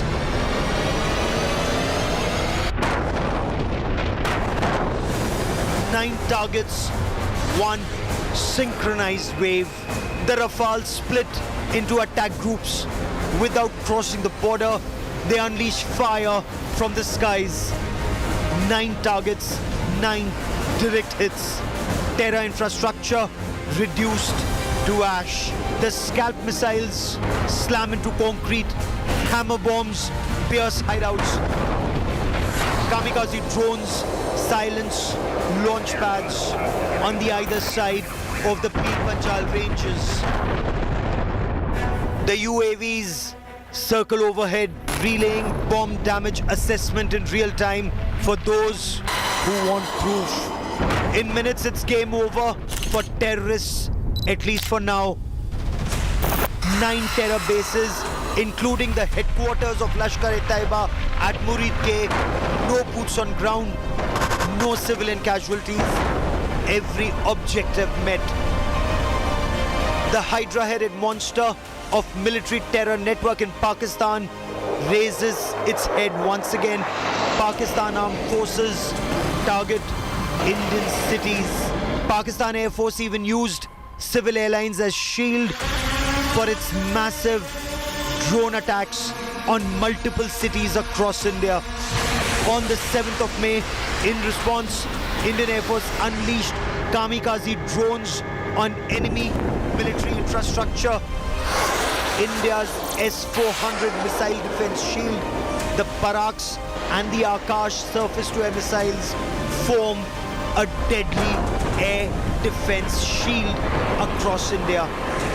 Indian missiles targeted key locations deep inside Pakistan, including in Lahore, Sialkot, Bahawalpur and Karachi. Indian Air Force fighter jets hit critical Pakistani air bases, including at Sargodha and Jacobabad, that are closely associated with Pakistan's nuclear strike capabilities. Each phase a calibrated answer to Pakistan's provocation. More than 100 terrorists killed in Operation Sindoor wasn't just retaliation, it was a statement of Bharat's resolve.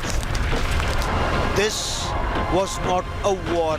This was Bharat's message to Pakistan. India will strike swiftly, silently, and decisively. Operation Sindoor, mission accomplished. आतंकियों ने हमारी बहनों का सिंदूर उजाड़ा था, इसलिए भारत ने आतंक के ये हेडक्वार्टर्स उजाड़ दिए।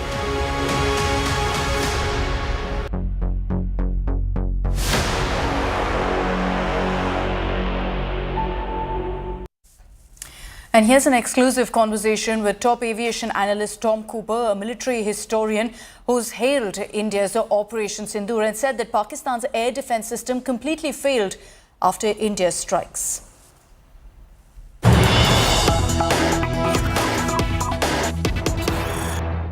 As part of Operation Sindoor, at least 9 terror bases, including the headquarters of Lashkar-e-Taiba in Muridke, were targeted. Then when the Pakistan Air Force and the armed forces chose to respond to India militarily in defense of a UN-designated terrorist organization, whether it's Lashkar-e-Taiba or Jaish-e-Mohammed, India hit back and hard, using air power once again to strike at multiple Pakistan Air Force bases, from Skardu in Pakistan-occupied Jammu and Kashmir, through Pakistan's Punjab province, down to Bolari in the Sindh province of Pakistan.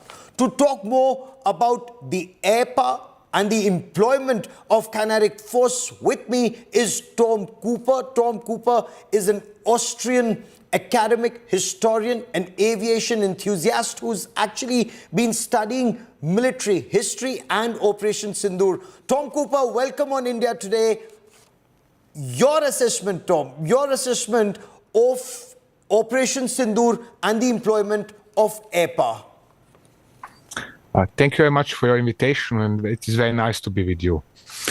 As for assessment of this operation, well, it did not start very beautiful. I said I was critical early on because Indian political and military leadership first opted to keep it a small affair, or kind of, we are friendly Indians, we are just going to strike your terrorists, please don't strike back on us.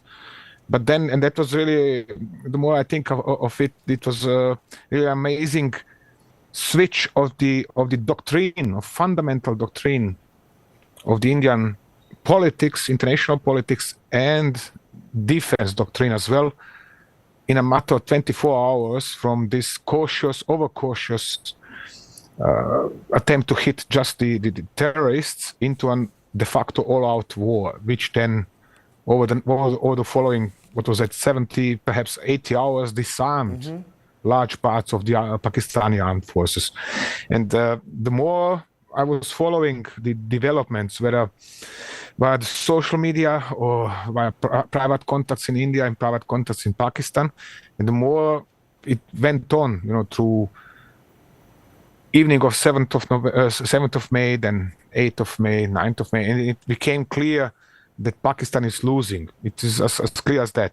And when you see that the Pakistani ground-based air defenses have been hit and heavily hit at that, and then particularly these massive, major radar systems and major air defense systems, long-range air defense systems have been hit, then the Pakistani Air Force has been pushed away from border to India, forced to operate deep inside the Pakistani airspace, enabling the Indian Air Force to get closer to the Pakistani airspace and launch its missiles to targets deeper inside Pakistan. And then the final, so to say, nail in the coffin was this operation early on 10th of May, when the Indian Air Force hit not only Pakistani air bases, but, and I know this is contrary to official statements in New Delhi, it started hitting also nuclear weapons storage facilities, at least in Sargodha complex, and probably also in Nur Khan. Apparently also it was a command center for the Pakistani nuclear forces that was hit. Then you have the clarity, as military analyst, you have the clarity. Indians are hitting, Pakistanis are trying, but are not hitting anything. That's a very significant point that you're making. And I will come to the point of Nur Khan, which is perhaps amongst the best defended air bases in Pakistan, in Rawalpindi. And of course, Sargodha or Mushaf, again, it has 4 or 5 tiers of security or air defense systems, from their man pads to their long-range surface-to-air missiles. Now, in your appreciation, what explains Pakistan not being able to employ its air defense systems or employ them effectively? It is a set. There was this fundamental switch in Indian strategy. For decades, your armed forces are outside of India considered actually a military superpower, but politics was not a core with this position. Politics was always, okay, yes, Pakistanis have launched another terrorist attack on us. The Chinese are pressing us from above, and always calling out abroad, calling Washington, calling Brussels or somebody else. And in this case, all of a sudden, this politics changed its opinion. And what is particularly interesting is the ability of your armed forces to adapt, to switch also their own strategy and adapt to them, and to act correspondingly, and then with success. That is primary thing, which means all of a sudden your generals have been able to operate along principles, fundamental principles of military doctrine, which is you first strike air defense systems, then you force the enemy air force away from your own airspace, and if possible deep into its own airspace or ground it, and then you hit selected targets. So when you ask me what was the reason for this success, this was the system. The entire Indian armed forces are trained in a specific way. Okay. And now for the first time ever, they have been not only left, but ordered to operate this way. Interesting. And not for some kind of political, objectives, and please be cautious and don't do too much, don't hit them too hard, don't target Pakistani armed forces, don't target Pakistani air force and something else. There were no limits. And then you could see that these Indian armed forces are operating in a highly efficient way, all of a sudden, kind of. That's a very interesting people like me, knew there is this capability in India. We knew that there is capability, but it was never demonstrated before. And now, all of a sudden, I said within 24 hours there was a switch, and puff, they are demonstrating that they can hit Pakistan this hard. So this is really fascinating experience, so to say. Oh, it indeed is. As someone who's been reporting on matters military, the manner in which the Indian armed forces were able to strike back, because if you were to look back at the Kargil war in 1999, the Air Force was then tasked not to hit across the LC, don't cross the line of control, or now... Your troops were prohibited from putting a single step across the line of control during the Kargil War. Yes. You have generals who can confirm this, and Yes. troops, of course, as well.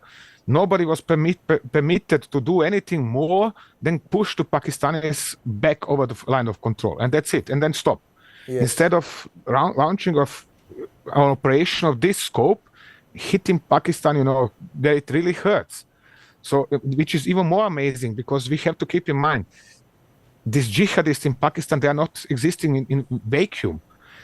They are closely intervened with the inter-service intelligence of Pakistani armed forces, which is a military intelligence service controlling all the other intelligence services in Pakistan.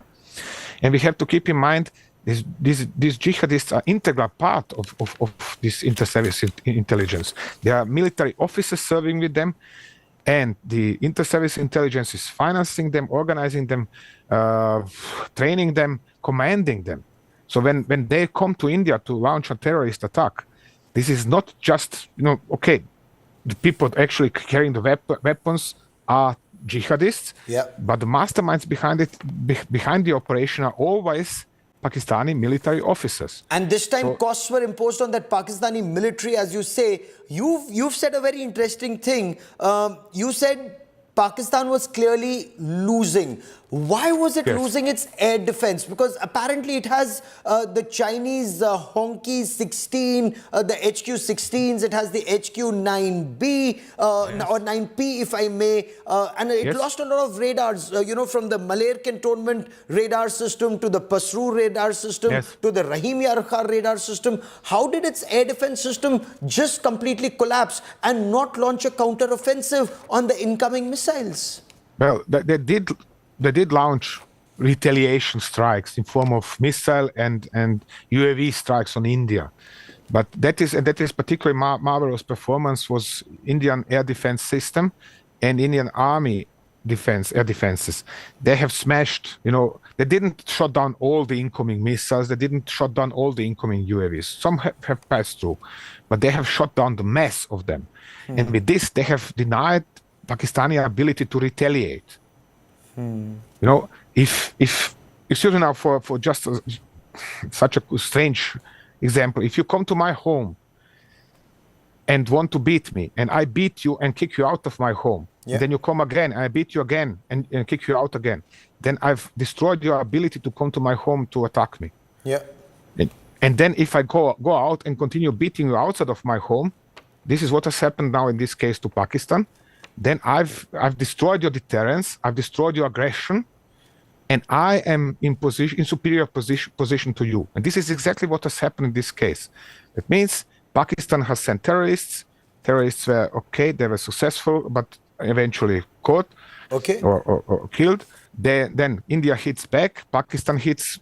It has shot down 4 Indian aircraft, but in grand total, it doesn't matter. Why? Because when Pakistan then attempted to retaliate against India, this UAV strikes and missile strikes were all defended by Indian air defense. Absolutely. Moreover, then you have the combination. Yes. Sorry, just to complete this. Please.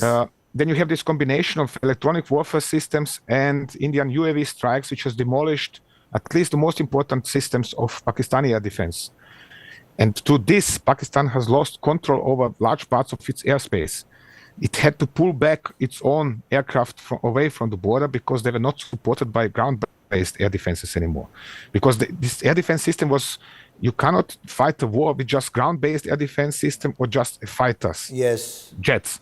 You need both of this tightly integrated to create a bulb, so to say, over your country. And in your appreciation, how severe are the losses that Pakistan may have suffered in terms of holes being punched in its airfield in Skardu, and to that losses of air defense system all along, from Punjab province to Sindh province? How serious are the losses? I don't know precise figures. I cannot tell you they have lost so many aircraft or so many ground-based air defense. But also because, look, most of these losses, especially when it comes to ground-based air defenses, are temporary nature. You hit a radar, and 24 hours later or 90 hours later, it's repaired and it's back in operation. But for the duration of the Indian operation, these assets were not there anymore. It means they were whether knocked out or damaged or whatever for long enough not to matter anymore. And when you turn off the radar, when you turn off the air defense system, when you force the Pakistani Air Force to withdraw from the border and to get back for 200, 300 kilometers deep into Pakistan, then you have achieved your aim. And the aim is to have the freedom to target whatever you want inside Pakistan, and this aim was achieved. So this automatically means, I said, you don't need to know we have destroyed 15 or 20 or just 2 Pakistani aircraft. It doesn't matter, but you have the freedom, and this was evident through Indian airstrikes and missile strikes into Pakistan, which were hitting their targets, while Pakistanis weren't.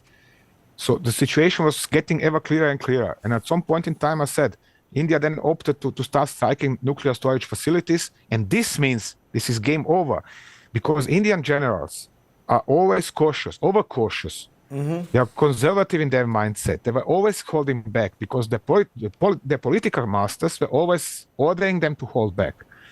But in this case, all of a sudden, look, there is a video, Mushaf Airbase, nuclear weapon storage complex, boom, directly at one entrance, then another explosion directly at the other entrance.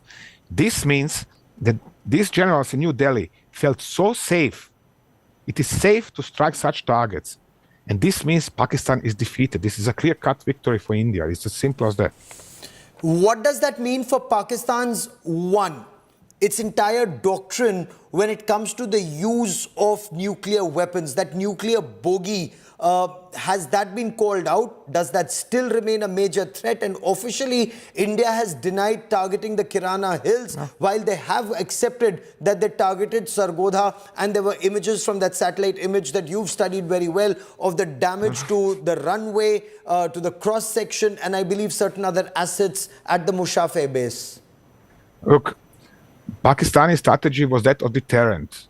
And this is why they were boasting, and they are still boasting. We are super powerful, invincible, never defeated, blah, blah, blah. And our Air Force is the best on the world, and our pilots are so super, and so F-16 and GF-17 and blah, blah, blah, blah, blah, blah, blah, blah, blah. Okay. But India was determined and courageous enough to switch its doctrine and to say, okay, now we are going to call your deterrent, and we are going to check it, how good is it. And then it hit the ground-based air defenses, and it was immediately clear, something is not as good with these Pakistani armed forces as the Pakistanis like to claim it was, or they are so good. So yes, as you said, they have called the bluff, and it turned out this Pakistan is by far not so superior and fantastic and so tremendously super equipped and trained and ready as Pakistan was trying to convince everybody for decades. It's as simple as that, really. And what else is there to say? I mean, regarding this nuclear storage facility, and Indian Air Force didn't know about it. By all respect for the generals and for the government in New Delhi, I mean, you don't put vegetables and sweets into an hardened underground facility right within the complex of a major air base in Pakistan. So it wasn't also flat screen TVs, nor cars. So it was something else, let's say this way. And the fact that if India was able to target both Mushaf and Jacobabad simultaneously, and Noor Khan, so was and not only that, even more. And even more. There were so many strikes. Rafiqi, I completely agree with you. Bulhari, the message was that India will not let Pakistan even put together its threat, because the command and control taken out at Noor Khan, F-16 bases taken out at Jacobabad, and at Rafiqi and at Rahim Yar Khan, so no alternate bases, no support bases, drone bases taken out, and Sargodha runway damaged. Would that indicate that India is sending out that message, we will not even let you put it all together to target us? Exactly that. It was this confidence. This is the fascinating thing, and this is what drew me then to conclusion. This is a clear-cut victory, because all of a sudden under post office, I mean, keep in mind my point of view. For 40 years, as long as I'm working, I see Pakistan launching terror attacks into India. Yes. And India never hit really seriously back. And now all of a sudden, that's why I say all of a sudden, after 40 years, India is hitting back. And then with such success. So yes, you have the situation where Indian generals were self-confident, absolutely sure, okay, now let's see where do the Pakistanis have their nuclear weapon storage sites. We hit the entrances into this. If there is second entrance, we hit that entrance as well. Mm-hmm. And that way, we are denying Pakistan the capability to assemble its nuclear weapons, put them on its aircraft or missiles and launch them at India. So this is, an absolutely new dimension of this conflict, so to say. And from now on, Pakistan will really have to think very, very hard about sending terrorists to India again. On the other hand, India might want to maintain its own deterrent, because India has to maintain this deterrent as well for the future. To think about organizing a group of forces, whether Air Force or ground-based missiles, in necessary numbers and size, to, in the case that Pakistan dares ever again attacking to terrorists, to strike immediately. Don't give them 5 minutes after such an attack, but strike immediately back. That's a very interesting point you make. That don't even give them 5 minutes. Don't just target their terror bases. Target the backers of terror. And in your appreciation, so far the military bases that were targeted were facing India, but the bases that were not facing India, whether it's in Baluchistan or Khyber Pakhtunkhwa, India's long-range missiles and other assets can even target those. So the kind of air superiority that India has been able to display, given Pakistan's pauper status right now, will it be able to, in your appreciation, and since you study aviation so closely, using the Chinese J-10s or the JF-17s or perhaps seek more F-16s from America or seek longer range missiles, can they effectively overcome these losses, or how long will it take them to do so? But that's a very good question, because technically speaking or theoretically speaking, Pakistan shouldn't be able to afford F-16s or GF-17s or whatever, because the country is bankrupt already for decades. Yes. At earlier times, it was surviving thanks to Saudi financing, then Qatar took over, China was helping in between.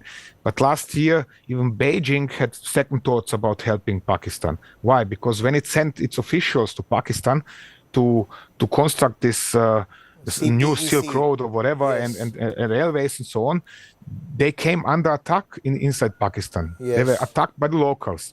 And so when Islamabad last year demanded or requested $1.4 billion loan from Beijing said, oh, sorry, if you are treating our officials this way, no way. So what happened? Pakistan went to beg for money from the International Monetary Fund. Yeah, and exactly now, that was 7th or 8th of May, in the middle of the war, in the International Monetary Fund suddenly grants 1.4 billion or 1 billion, whatever it was, loan to Pakistan, although knowing that Pakistan cannot pay it back. So that is for the backgrounds. So now consider the following: if they now want to spend this money for buying new arms, until now, it was so that IMF would have thought, oh, better we give them money, otherwise Pakistan is going to fall apart, and then its nuclear weapons are going to end in the hands of jihadists. That was assessments. You could read this for 20, 30 years already. Correct. But now, and this is why probably International Monetary Fund has granted this loan. But now, when they know, look, the Indians can disarm Pakistan de facto in a matter of 4 days, well, they might have second thoughts. Very interesting. You should point that out. And it's so great. It's so great to hear your perspective and an unbiased perspective on the situation that emanated out of Pakistan's terror attack in Pahalgam and Operation Sindoor that was mounted. Hopefully we'll have you back on our show. Such a treat listening to you, Tom Cooper, for joining me here from Austria. Many thanks, sir. Thank you very much.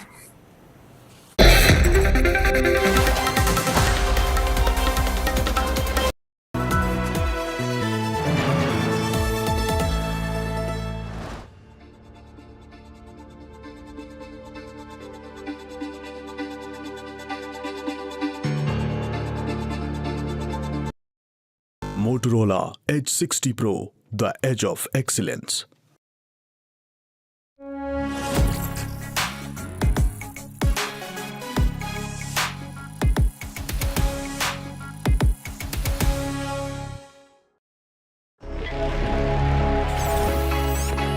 Long night? You have no idea. I got you.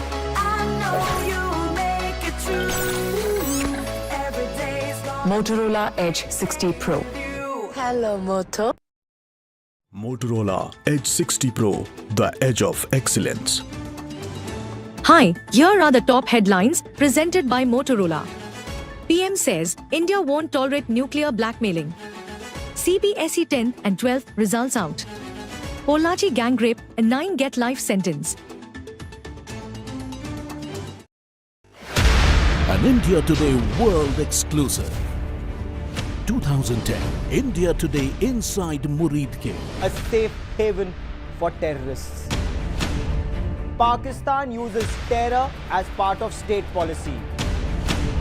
2025 Muridke terror hubs wiped out. Big story coming in. Muridke has been targeted. Oh my God, the terror epicenter has been targeted. Information just coming in. Indian missiles have struck the Lashkar-e-Taiba headquarters. Muridke has been bombed. It's a big, big story. This is India's Operation Sindoor. The line of clarity with God of Sawan. Only on India Today.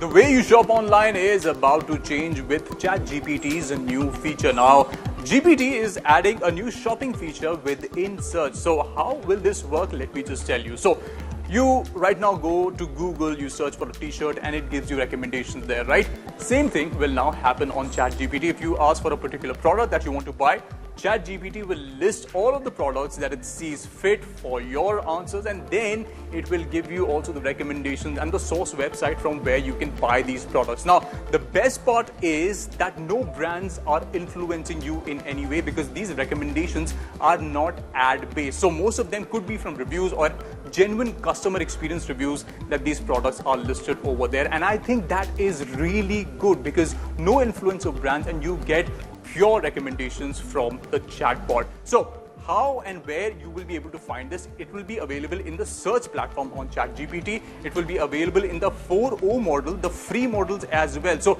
right now, I don't think a lot of the Indian users will be able to use this shopping feature. However, it will slowly roll out in the coming weeks. So yes, Google is going to get serious competition, including Amazon on Flipkart. You guys need to watch out because ChatGPT has almost 800 million users. That subscriber base is growing every day. So how will it change the game?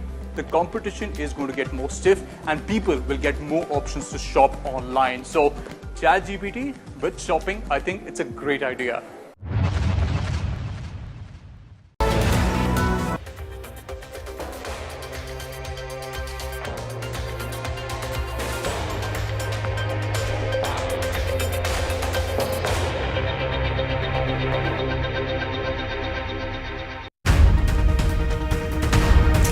Welcome. I'm Geeta Mohan and you're watching World Today. Now, when Pakistan was shaken with India's military prowess and forced to concede, one man pulled a surprise and claimed credit for it: Donald Trump. The opposition has questioned US President Donald Trump's claim that India and Pakistan decided to stop fighting only after he threatened to cut trade ties with both the countries. Referring to US President Donald Trump's remarks made minutes before Prime Minister Modi's public address, senior Congress leader Pawan Khera said that he was taken aback by Prime Minister's silence on the matter throughout the speech. Now, government sources have told India Today TV that trade did not feature in separate conversations between Prime Minister Modi and US Vice President J.D. Vance and External Affairs Minister when he spoke with Secretary of State Rubio ahead of the India-Pakistan understanding. Meanwhile, Indian government has reiterated its resolve against those who threaten India's sovereignty and said India would respond if Pakistan fired on it. The government said Pakistan's military capabilities were significantly degraded by India and key air bases were effectively put out of action. The government also spoke about the evidence it has on the 22nd of April Pahalgam terror attack and said that the resistance front and an offshoot of the Lashkar-e-Taiba took responsibility for it. Besides, Prime Minister Modi, in his address to the nation, reaffirmed the fight against terrorism and has said it won't give in to nuclear blackmail or allow cross-border terrorism. We helped a lot. And we helped also with trade. I said, come on, we're going to do a lot of trade with you guys. Let's stop it. Let's stop it. If you stop it, we're doing trade. If you don't stop it, we're not going to do any trade. People have never really used trade the way I used it. That I can tell you. And all of a sudden they said, I think we're going to stop. We did some great things with trade with India and Pakistan. It really helped the situation, very heated situation. Could have lost millions of people, more than millions. I mean, many millions of people. And they want to do business with America. But we never used our powers that way. We never knew how. We never had people that knew how to do that. From the time of Operation Sindoor, commenced on 7th May, till the understanding on cessation of firing and military action on 10th May, there were conversations between Indian and US leaders on the evolving military situation. The issue of trade did not come up in any of these discussions. Prime Minister Narendra Modi's visit to Adampur Airbase was not just to boost morale, but to drop facts. As chants of Vande Mataram echoed across the airstrip, Prime Minister Modi reiterated how India has decimated Pakistani air bases in Operation Sindoor. Even though Pakistan tries damage control through denial, satellite images reveal the truth. For more on this, watch our next report.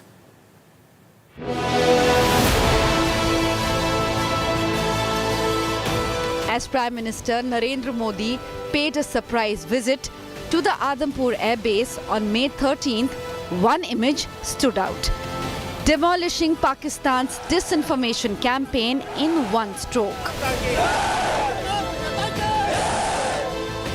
It showed Prime Minister waving at Jawans with a MiG-29 fighter jet and a fully intact S-400 air defense system right behind him.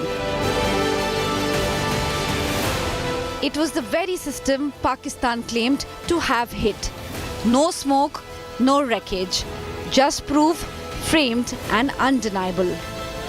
Prime Minister Modi was calm, composed and called out Pakistan's bluff.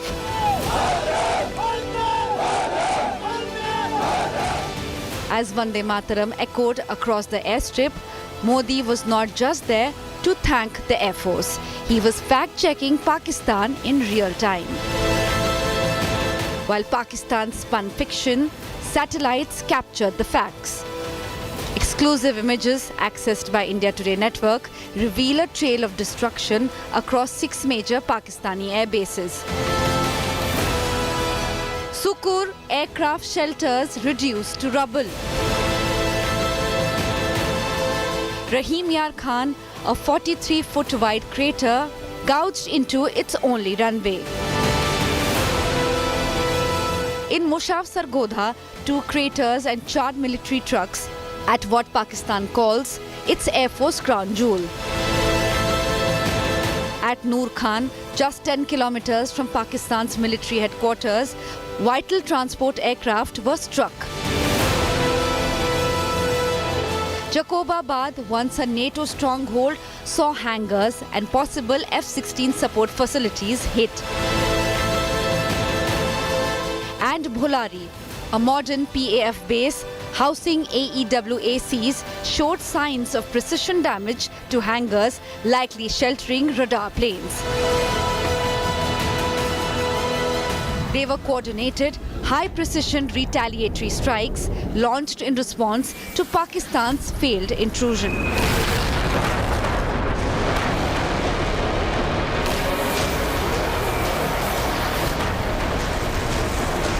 Bureau Report, India Today.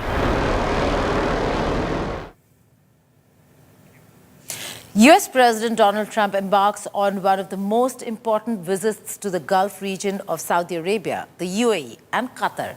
Amid escalating tensions between Israel and Palestine, the visit to Middle East, or what we call West Asia, is being seen as a crucial one, with Trump eyeing huge investments from the oil-rich region. The 2 leaders of Saudi Arabia and the US have signed economic and bilateral cooperation agreements. Watch this. The U.S.-Saudi relationship has been a bedrock of security and prosperity. Today we reaffirm this important bond, and we take the next steps to make our relationship closer, stronger, and more powerful than ever before. It is more powerful than ever before.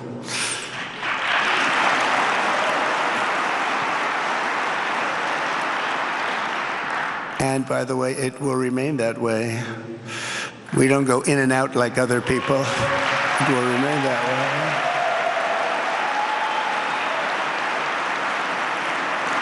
I want to make a deal with Iran. If I can make a deal with Iran, I'll be very happy if we're going to make your region and the world a safer place. But if Iran's leadership rejects this olive branch and continues to attack their neighbors, then we will have no choice but to inflict massive maximum pressure, drive Iranian oil exports to zero like I did before, and take all action required to stop the regime from ever having a nuclear weapon. Iran will never have a nuclear weapon.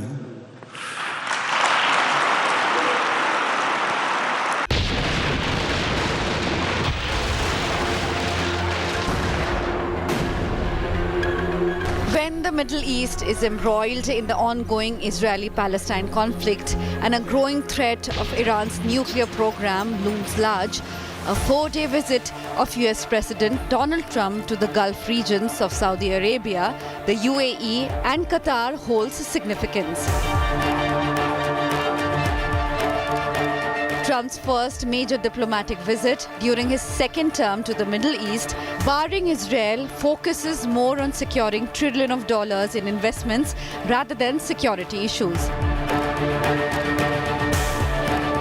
Accompanied by who's who of business, along with billionaire Elon Musk, Trump punched the air in show of solidarity as he emerged from Air Force One, greeted with a smile by Saudi Crown Prince Mohammed bin Salman.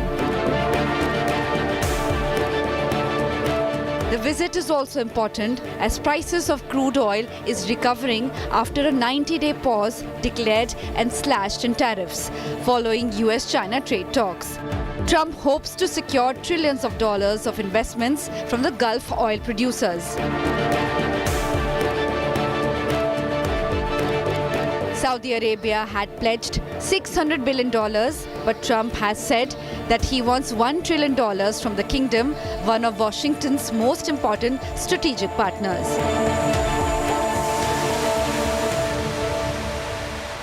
Saudi Arabia has been attempting to diversify the kingdom's economy in a major reform program dubbed Vision 2030 that includes giga projects such as NEOM, a futuristic city the size of Belgium.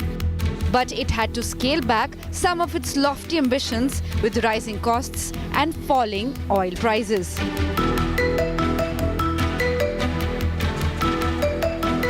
Saudi Arabia and the US have maintained strong ties for decades based on an ironclad arrangement in which the kingdom delivers oil and the superpower provides security.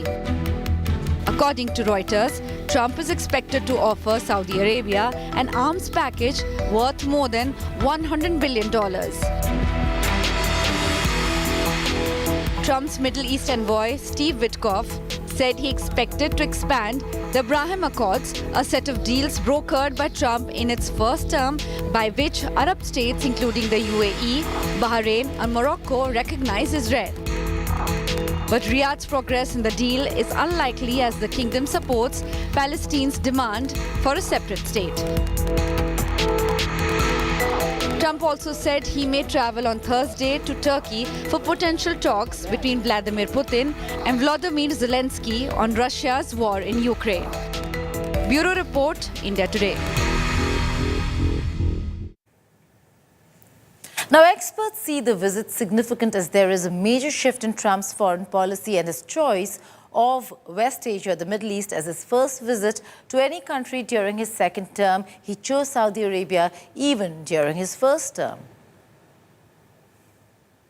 It is a significant but not altogether surprising choice of destination for President Donald Trump. It's significant because, as you rightly mentioned, this is his first planned visit. He did go to attend the Pope's funeral, but this was his first planned visit in his second term, and it was also the same choice of destination as his first term. And I think President Donald Trump has already brought about quite a lot of disruption and change to U.S. foreign policy, and I think we're seeing part of that being reflected in his choice of foreign travel and his choice of destination. But to my mind, it's not altogether surprising because, in a sense, the Gulf states tick all the right boxes for President Donald Trump. So the GCC, the 6 Arab Gulf states as a bloc, run a trade deficit or overall have a balanced trading relationship with the U.S. That's very important to President Trump. These 6 countries buy a lot of U.S. weapons as well, and they have promised to invest collectively over $2 trillion into the U.S. economy. And so these are countries that run a balanced trading relationship. They buy a lot of weapons and they pledge to invest a lot of money into the U.S. economy. And these are all things that matter very much to President Donald Trump's economic agenda, both at home and abroad. These countries have also become significant partners for President Trump's foreign policy agenda. So this is someone who came into office pledging to put an end to a lot of the conflicts, be they in the Middle East, in Gaza, or in Ukraine. And Saudi Arabia has hosted Russia-Ukraine war talks. Oman has hosted U.S. Houthi ceasefire negotiations. And they've also hosted multiple rounds of U.S.-Iran talks to put a lid on Iran's nuclear program. And of course, Qatar continues to play an important mediating role in Gaza. So not only are these states positioning themselves economically vis-a-vis the Trump administration, they've also managed to make themselves quite important to President Trump's foreign policy agenda as well. The Trump Organization, which President Donald Trump suggests is sort of separate in the sense that he doesn't exercise a direct role in overseeing, but nevertheless, I think reflects the broad business and commercial interests of his family and some of his close relatives. So the Trump Organization has a significant business interest in the Gulf. The Trump Organization already runs a luxury golf course in Dubai. It's partnering with a Saudi-based and Qatari-based real estate investment firms to build luxury golf courses and luxury hotels in multiple Gulf countries, including Saudi Arabia, Oman, Qatar, and the UAE. Jared Kushner has been able, who's President Trump's son-in-law, has been able to raise billions in capital for his investment outfit, Affinity Partners, over $1.4 billion just last year. And of course, President Trump's sort of broad cryptocurrency venture has also managed to secure an investment pledge from the UAE. So in a sense, I think there is an alignment in the Trump family's business interests along with the broad geopolitical and geoeconomic alignment of interests between what the Trump administration is trying to do and the Arab Gulf states. This is part of the Gulf states, I think, toolkit of economic statecraft. Washington, D.C. is a place where many different countries and stakeholders compete for influence, and they do so in various ways. And this is one way, I think, that that countries in this part of the world are able also to exert themselves on the political agenda in Washington, D.C. Now, Donald Trump is also set to visit Qatar, but controversy follows. Reports claim he accepted a luxurious Boeing 747-8 jet from the Qatari government, sparking outrage. But can U.S. presidents legally accept such lavish gifts from foreign powers? Federal law says no, unless Congress approves it. As questions swirl about ethics and influence, Trump's Qatar trip is grabbing global headlines.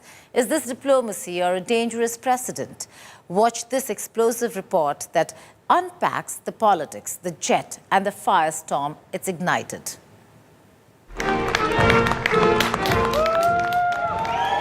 In what sounds more like a scene from a satirical Netflix series than real-world diplomacy, US President Donald Trump is under fire again.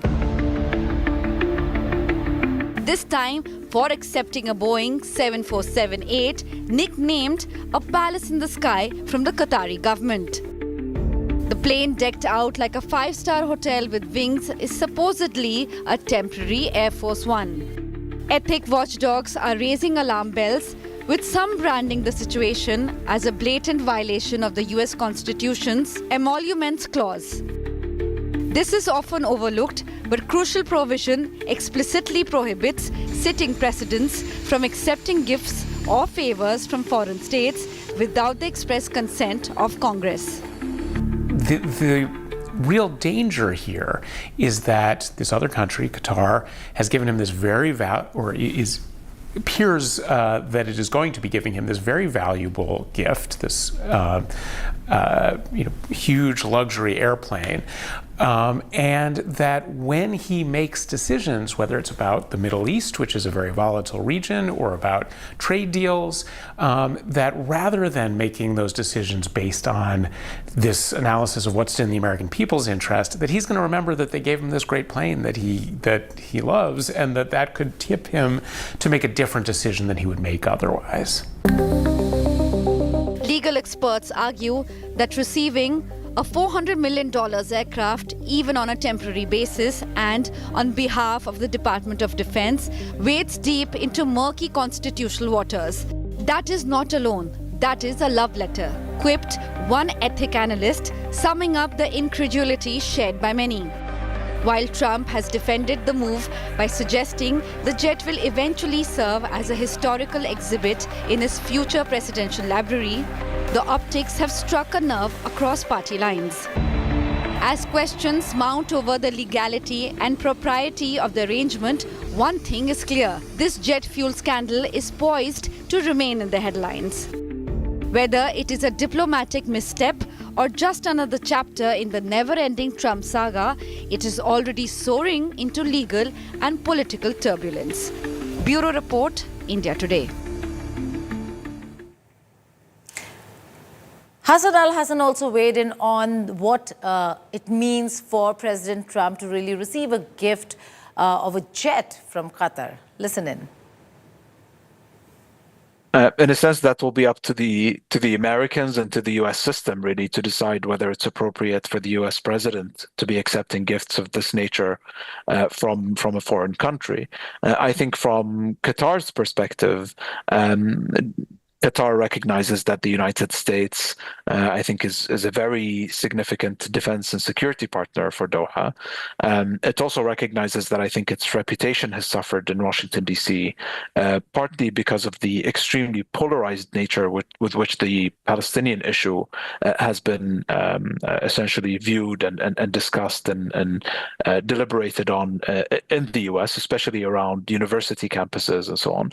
And so I think from the Qatari perspective, it's an attempt at currying favor with the Trump administration and with President Trump himself, who ultimately is the leader of the most powerful country in the world. So I think from the Qatari standpoint, they will do whatever it is they can to, I think, solidify and strengthen that relationship for their own interests. And then obviously it's up to President Trump and the wider U.S. system to decide whether this is something that they would be willing to accept. And here's that segment where we tell you why Trump is going viral in Viral POTUS.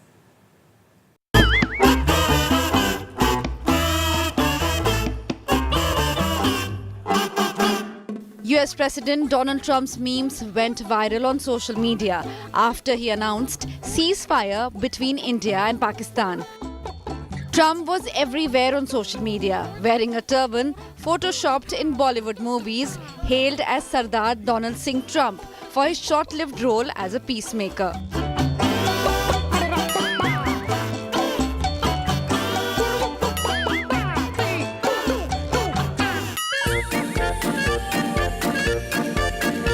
Trump's long night of talks while announcing the ceasefire between India and Pakistan has sparked a flood of memes and hilarious commentary on social media. What began as a formal statement by the US president has quickly turned into a meme fest, with users coming up with their own long night of talks versions, with many featuring Trump himself. Trump's video snapping back at a reporter during a fiery White House exchange over a $400M jet gifted by Qatar has gone viral.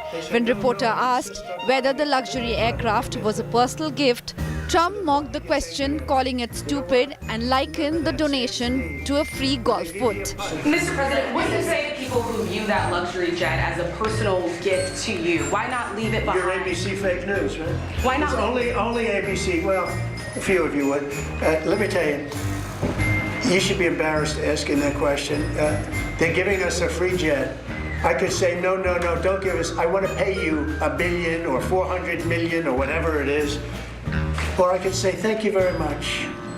That was a great election. Trump's first comment while meeting the newly elected Canadian Prime Minister, Mark Carney, was a bold joke, instantly causing Carney to burst into laughter. The moment quickly went viral, with Carney's priceless reaction capturing widespread attention. Prime Minister Mark Carney with us. As you know, just a few days ago, he won a very big election in Canada. And I think I was probably the greatest thing that happened to him, but I can't take vote credit. His party was losing by a lot, and he ended up winning, so I really want to congratulate him. It was probably one of the greatest comebacks in the history of politics, maybe even greater than mine. That's all in this edition of World Today. Thank you for watching. Goodbye and take care.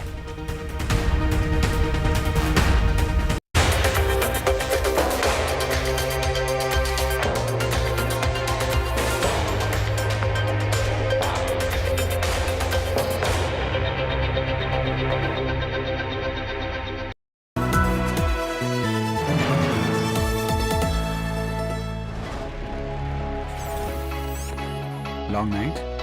You have no idea. I got you.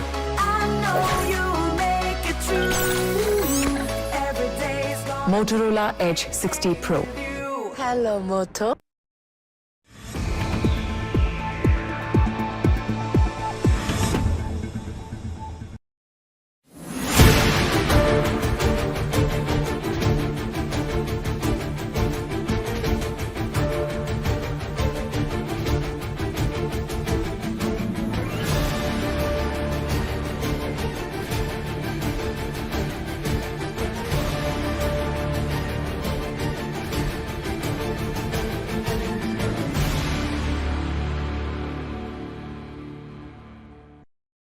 देखो उसमें पढ़ना नहीं चाहता।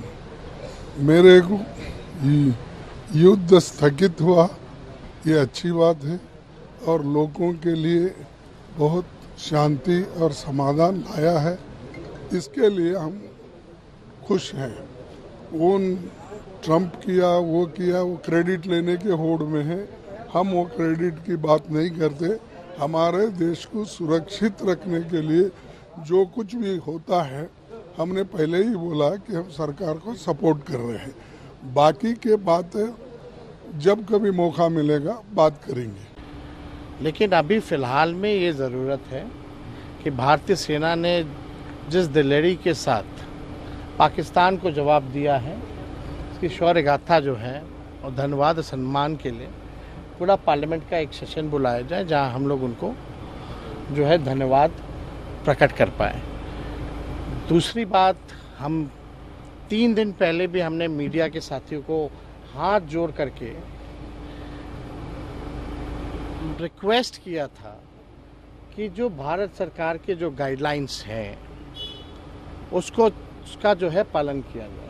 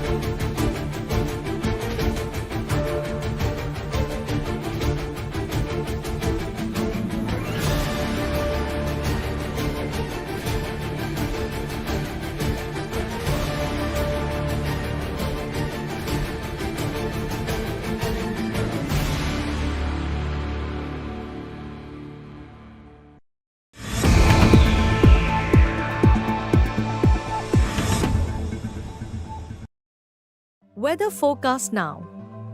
Delhi, maximum 41 and minimum 28 degrees. Mumbai, maximum 31 and minimum 29 degrees. Kolkata, maximum 40 and minimum 26 degrees. Bangalore, maximum 36 and minimum 22 degrees. Chennai, maximum 37 and minimum 29 degrees. Hyderabad, maximum 38 and minimum 29 degrees.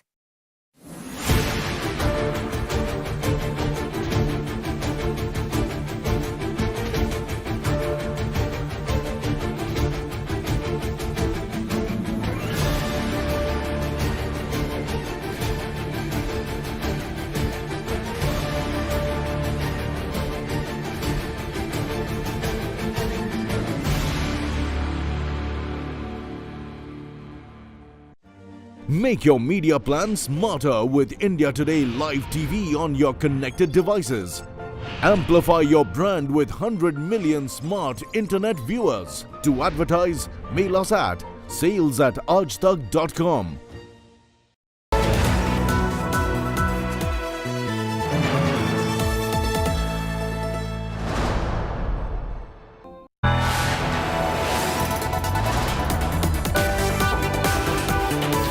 are watching India Today.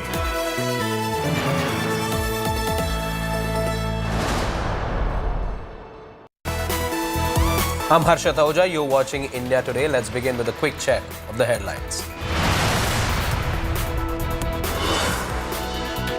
Prime Minister Modi reiterates India's new normal against terror at Adampur Air Force Base, says not a single Pakistan missile could breach India's air bases.